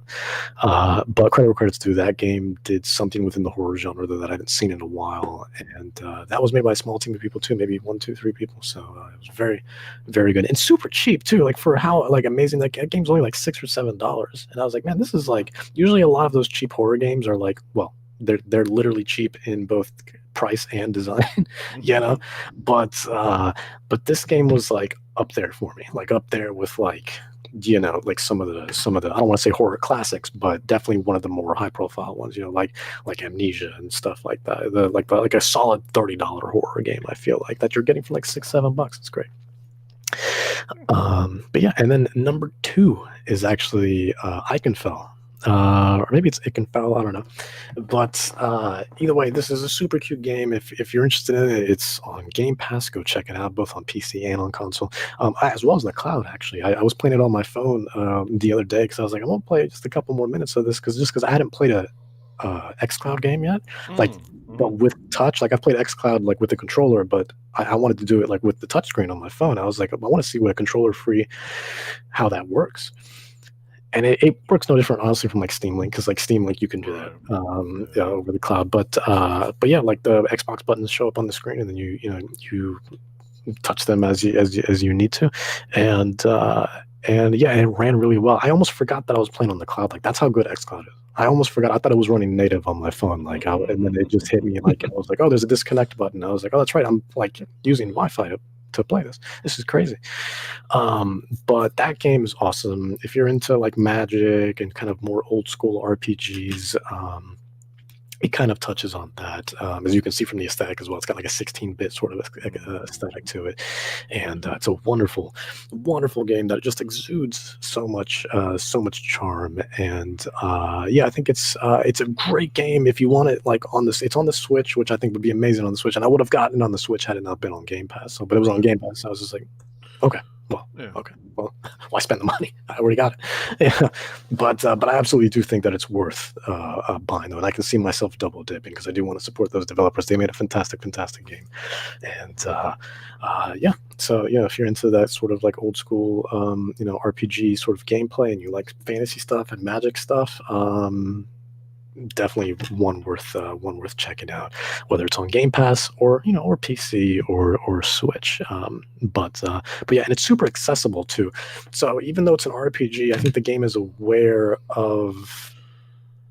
It doesn't want to overstay its welcome either, which I love. There's actually an option for you to turn on. Now you don't have to enable it, but you can do instant victories. So whenever you go into a match, or not a match, but like, it'll do that random encounter thing that some RPGs do.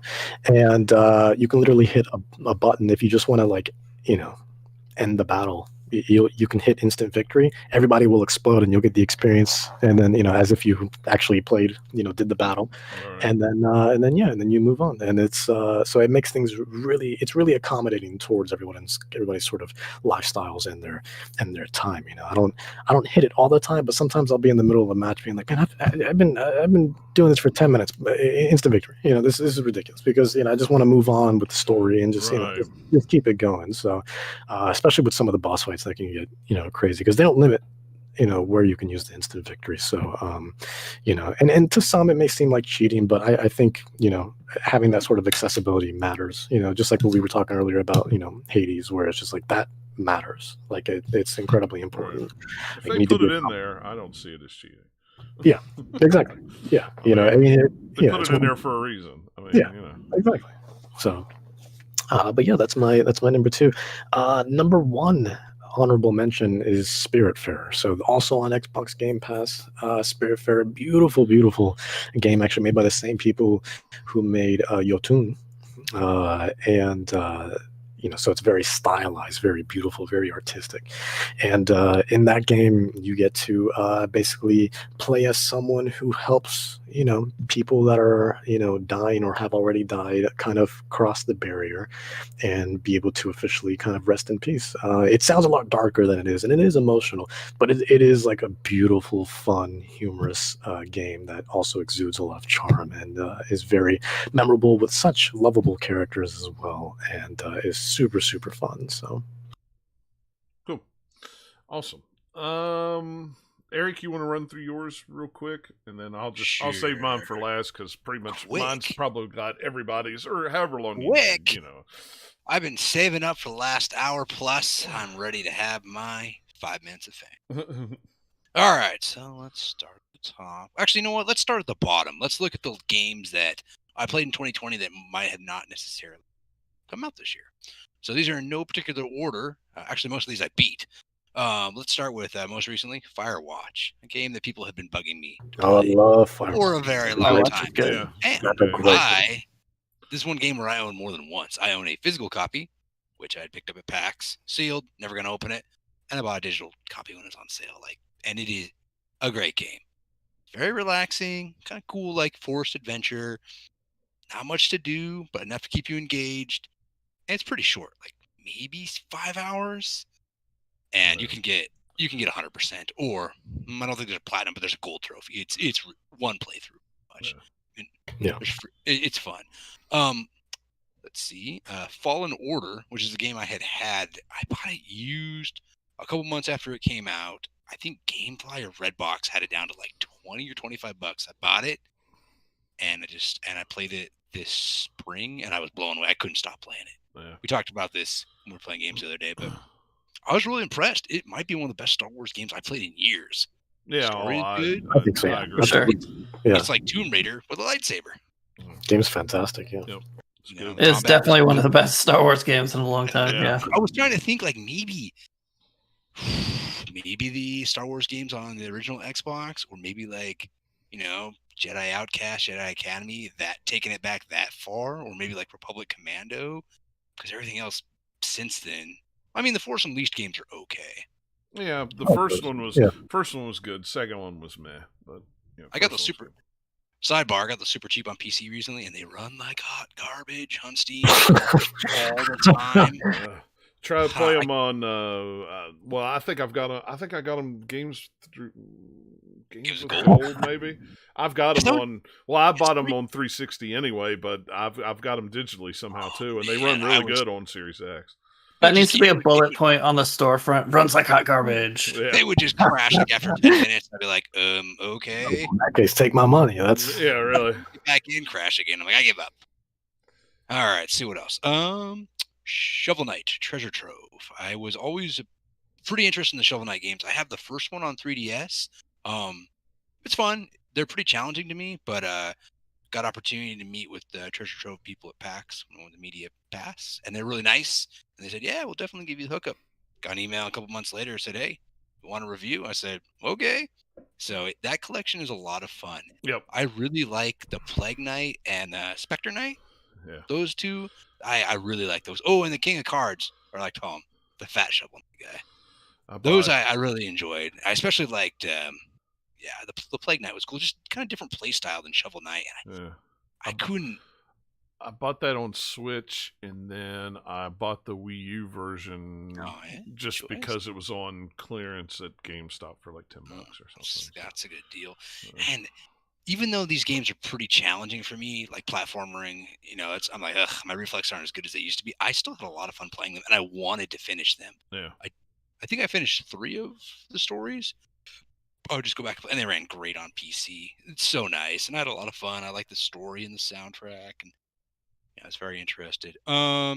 Divinity Original Sin 2, I believe that came out in 2019. I finished that, a complete co-op playthrough with a friend this year. We had a 4-man team, and we whittled it down to a 2 because of four people is really, really tough, even with like voice chat. You need to know 100% what you're doing and have the same ideas. But 2 of us, pretty good. I mean, it's pretty much Diablo meets Baldur's Gate. It's a great game. It's action RPG. It can be pretty long. We did all the side quests, but I really enjoyed my time with it. That's a turn-based game. That's not an action game. You're right. It is. Well, yeah, you're right. It is turn-based. It's pretty. I definitely say it moved pretty quick though. So Yeah. It can, unless you start agonizing over like, hey, wait, I want to like synchronize all these abilities properly, and then you can really like go crazy trying to min-max it. Don't do that. it is fun. There's some definitely. It is. I would say it's definitely worth a playthrough again. I would maybe try a different class and things like that. My favorite with that one in the first Original Sin was just making a party layout where I could have every possible permutation of the elemental stuff. So whether it was like a mage or like the archer with a bunch of different arrows, just so I could make all this different stuff explode. So you can make everything happen in the world, take advantage of the environment. I'm pretty excited for whenever the next game comes in the series, if they make one or Baldur's Gate 3 comes. Yeah. Well, Baldur's Gate 3 is going to be around for a while before they finish with that, and then it'll be a while after that before they ever get back to Original Sin.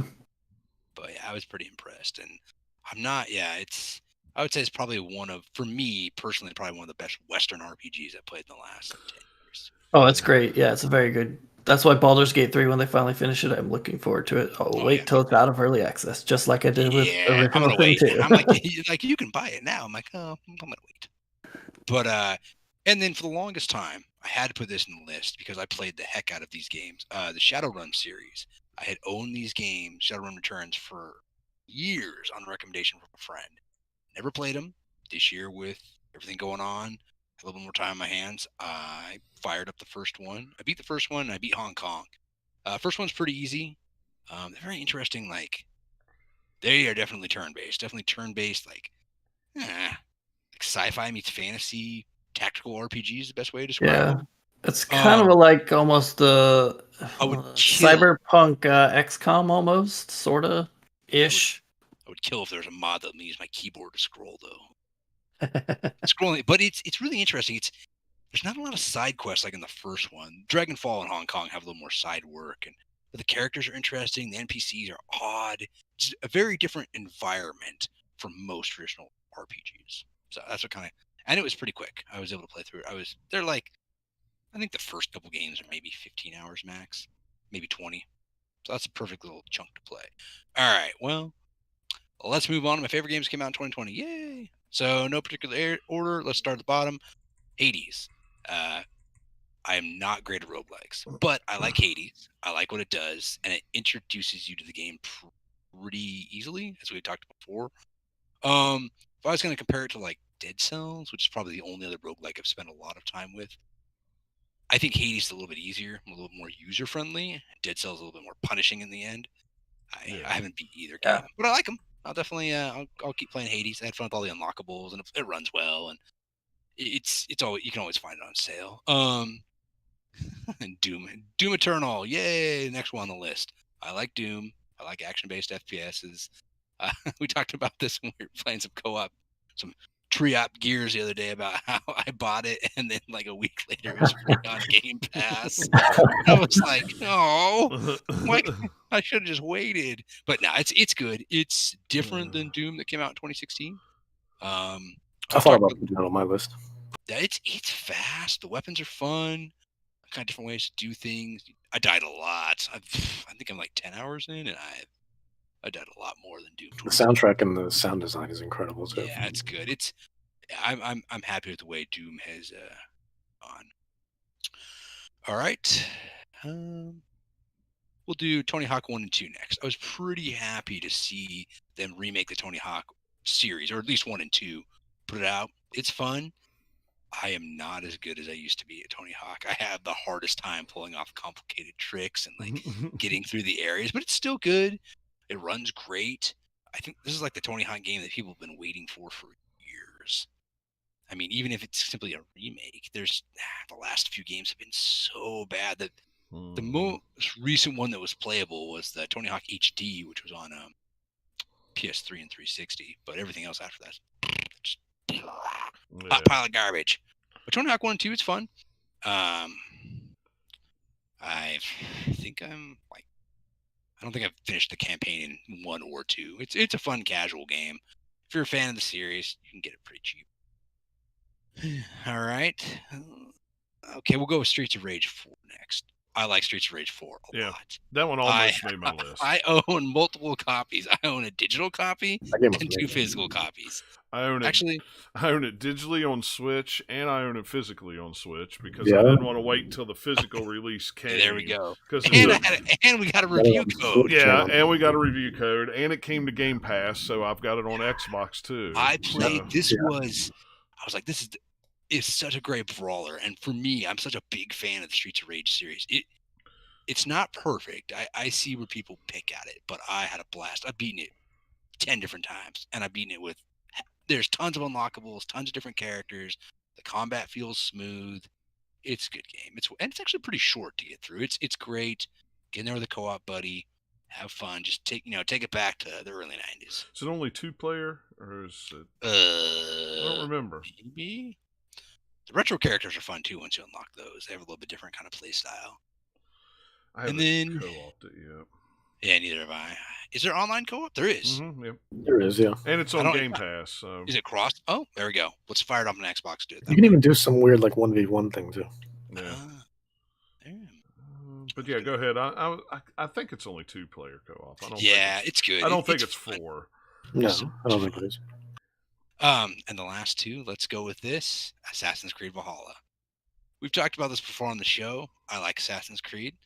I'm not very good at them, and I have a very hard time finishing the games. We had talked, I think last year, 2 years ago, I talked about how I had Black Flag. I had gotten 90% of the way through it. Last year, I fired up, beat the last mission, and went, that's it? Why didn't I finish it, like 2 years ago?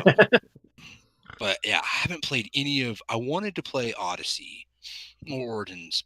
They were definitely on my list because I'd heard really good things, but Valhalla, it's amazing. It's more of an action game than an actual like stealth-based game. You can be stealthy if you want, or you can just go all Viking and just punch stuff.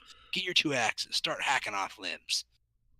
There's a Oh lot to boy, do. howdy. There are lots of limbs and heads that get Yeah, chopped there off in are. that game. The funny thing about Valhalla, one of them, that like you're in game, just normal gameplay, you're chopping off limbs and heads and stuff every once in a while when they trigger. But in some of the cutscenes, they purposefully like obscure it. So it's they like, move it away. So, I'm like, so oh. many heads and stuff are getting chopped off elsewhere. Why not in the cutscene, guys? Like what? Gotta make it dramatic. No, it's more. It feels more like we're doing it for like a TV or movie rating. We can't show it enough, but like then in the regular gameplay, you're seeing It's it like all the what time. So it's Voodoo like, has. Like you can all right. instantly play, and it's like there you go. Now you can bring your kids in to watch the game. I'm about 50 hours in, and I think I'm probably 2/3 of the way. No spoilers. I have most of England conquered. It's fun. It's like that will tell you because pretty much when you have it will take I only have a couple territories left. Most of the territories, and then you're done. That's kind of how the story works in that game. I've been to Asgard. Spoilers a couple times too. I need to go back and tinker with that.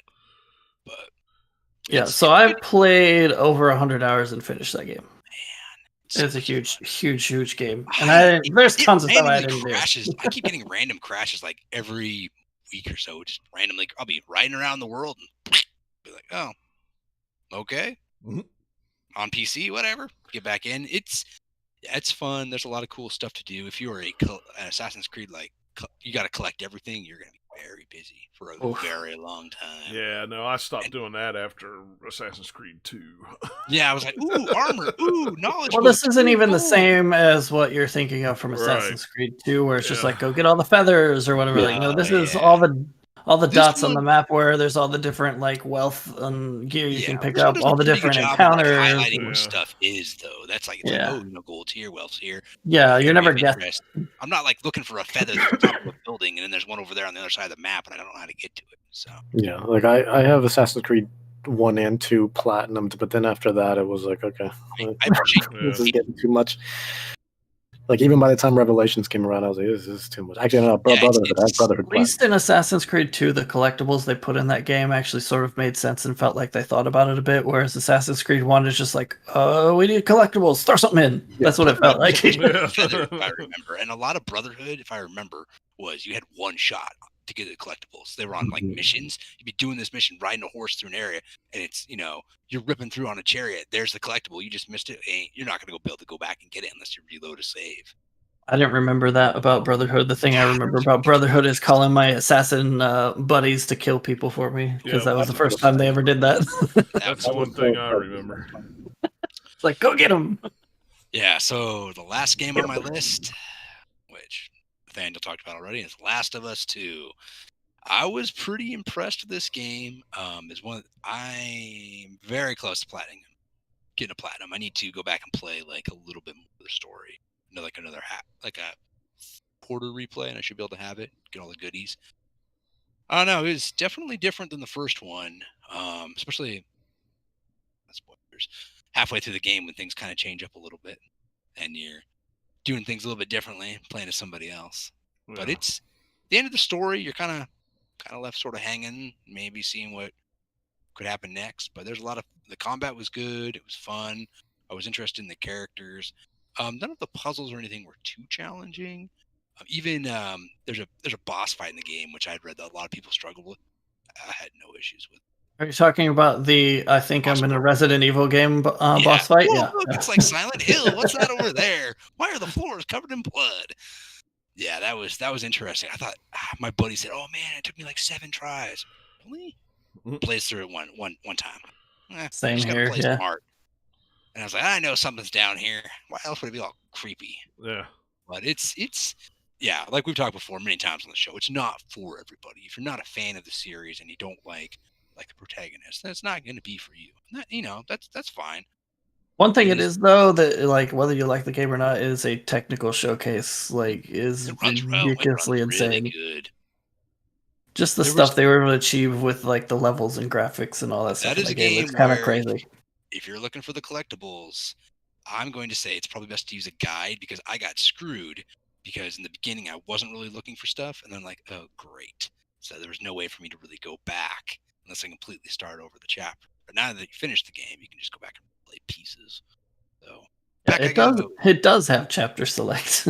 yeah, but you start over in the beginning of the chapter and not like in the middle where I need to be for like the one. Yeah, you don't have like Right. sub chapters, which would be It's nice. still, it was entertaining and interesting, and I'm happy they finished it. I mean, I rarely buy the collector's editions of stuff, but I have the collector's edition of that. It's pretty cool. Yeah. But that's it. I mean, I had a lot of fun in 2020. I played lots of good games, and I'm glad I was able to tackle some of the stuff. No Super Mario 3D All Stars up on there? Or? That is one I own. I have not. No, that's played John's list. That's Oh, yeah, that's yeah, John's that's- favorite. My apologies. I own that. I haven't played it though. Way to take my thunder. It's Right, sorry. My apologies. Nobody I else am- can play that masterpiece but John. Yeah. Oh no, the camera. I am Whoa. finished with my list. Yeah. Alrighty, John, you're up. Really, not much different than what everybody else has. Ghost of Tsushima, which we talked about. Immortals: You Phoenix put that. Rising, which we talked about. Which, like I said, that's probably if you really pinned me down to the floor and made me give a game, that would probably be my favorite one this year. Assassin's Creed Valhalla is up there too, and of course Hades. Hades is great. The one that I had on my list that nobody else did, well, because I'm probably the only one that played it, of the four of us, is Panzer Paladin. That's on the Switch and Steam. I mean, it's robot mech with swords meets demons. I mean, in a 16-bit, 8-bit style game, which is awesome. Yeah. It's kind of it almost has the Blaster Master feel because you're actually in your suit. You can pop out. You got a little dude who goes around and gets into places that you can't get to. Pop back in your suit.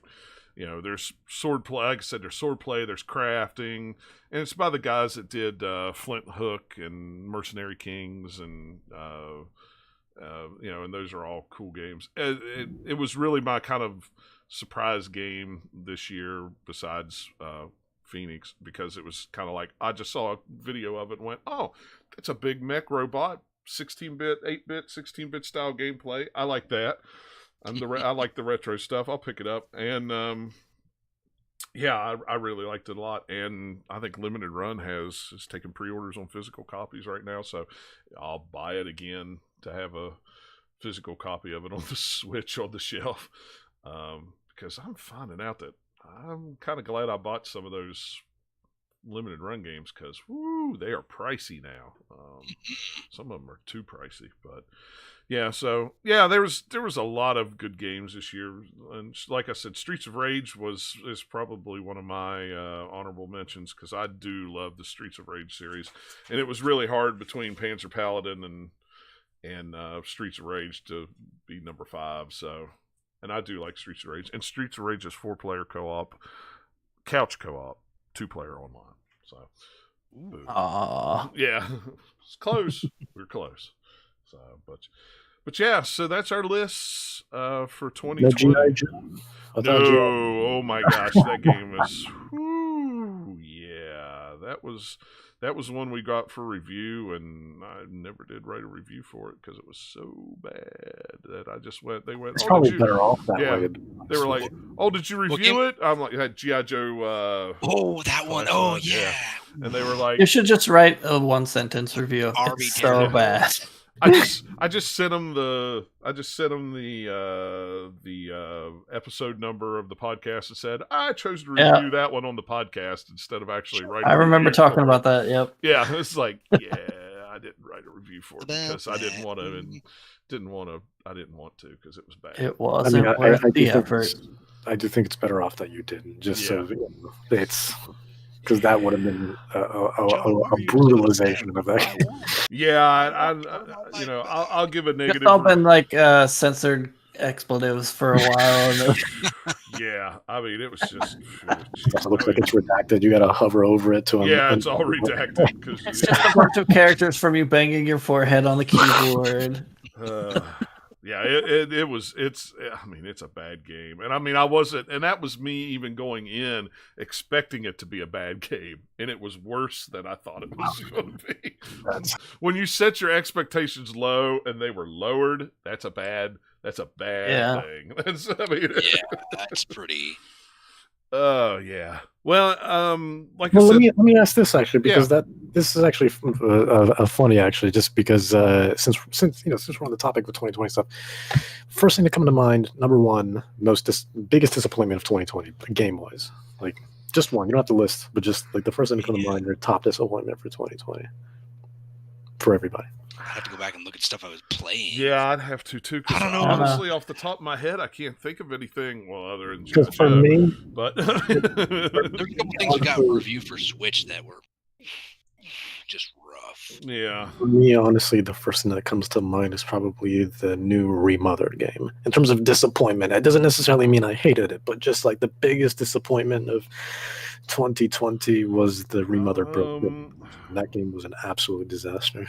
I'm just looking back through my games because my Switch is just here in my hand. Wonderful 101 on the Switch was kind of disappointing. Really? Super Mario 3D All-Stars was kind of disappointing too. What? Game of the year? Come Game, on. He's disappointed he couldn't put it in like every slot of his list. Yeah, So, that's the disappointment. The Wonderful 101, the way it ran on the Switch, I was very disappointed with that. I mean, Have they patched this? if they have, I haven't gotten an update for it yet on my Switch. Because I own it. I bought it because I loved Wonderful 101 on Wii U. Yeah, and I did too. I bought it too because I still have yet to play it on the Switch. Yeah, play it and see what you think. The frame rate really holds that game back. I mean, there is some bad slowdown in that game, and I don't understand why it's there. It should not be there. No, it just shouldn't. I can think of two. Actually, I can think of three. The Deadly Premonition game, the most recent one that came out, Deadly Premonition. The second one. Yeah, the second one. Yeah, I was not too happy about that one. And I thought of the game we got to review, Hellbound. It was supposed to be this great 90s based FPS game. Nah, it's pretty terrible. It was bad. Could barely finish it. Yeah, those two. But it could be worse. Yeah, I mean, I can't, to say what's the worst game that came to mind, and to actually have to stop and really think about it. I think that says something for the year of games. Because if I have to stop and go, was that game good or was that game? And nothing really pops in my head immediately. Honestly, another one, also Ari and the Secret of Seasons. That game was a big disappointment because I was hyped for that game, and then it came out and ran like words I'm not allowed to use on the show. So it was hot garbage, I believe, is the phrase we're using this episode. Without having to do expletives, that one. We'll do that. Yeah, so praise of the day. Yeah, but all right. Well, like I said at the top of the show, this is our 200th episode. We are going to do a giveaway once we figure out what we're going to give away. I know I have an extra physical copy of Shenmue 3 on the PS4 that we can give away. We may see what else. May do some digging for some codes. I haven't had a lot of time to I see a serious background there, John. What's that one for? Huh? What? No, What's don't worry. What? Hey? I think we could probably dig up a gift card too for. Yeah, we probably can, but we'll talk about it, and maybe by next episode we'll have a giveaway for all fixed up. I wanted to have it for the 200th, but it's okay. A number is just a number. It's not a big deal. So now the number starts with 2. Yeah, now it starts with 2. Now I as if it's just like on a random. As if it wasn't bad enough that I have to remember to write dates with 2-1 instead of 2-0. Now when I'm writing show notes and posting the show, I've got to remember to put 2 whatever, not 1-9 whatever. The problem with every new year is trying to fix that final number. I think 2021 is a little easier though than 2020 for some reason. I don't know why. It just seems to. Because you're saying 2020 again, but then you put the 1 after it. Yeah, I guess. It just kind of seems a little easier this time around. So. Wait until you write like 2020 and then a 1.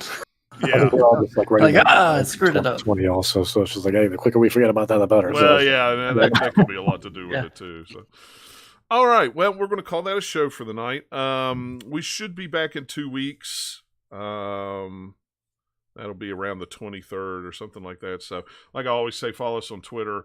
I'll have time figured out a couple hours before we go live. So you can find out there if you want to come hang out with us. If not, like I always say, it'll be on your podcatcher feed of choice at some point, and you'll know that, hey, we did a new show. So. But yeah, so this year we're hoping to, I know I'm hoping to maybe play some more co-op games online.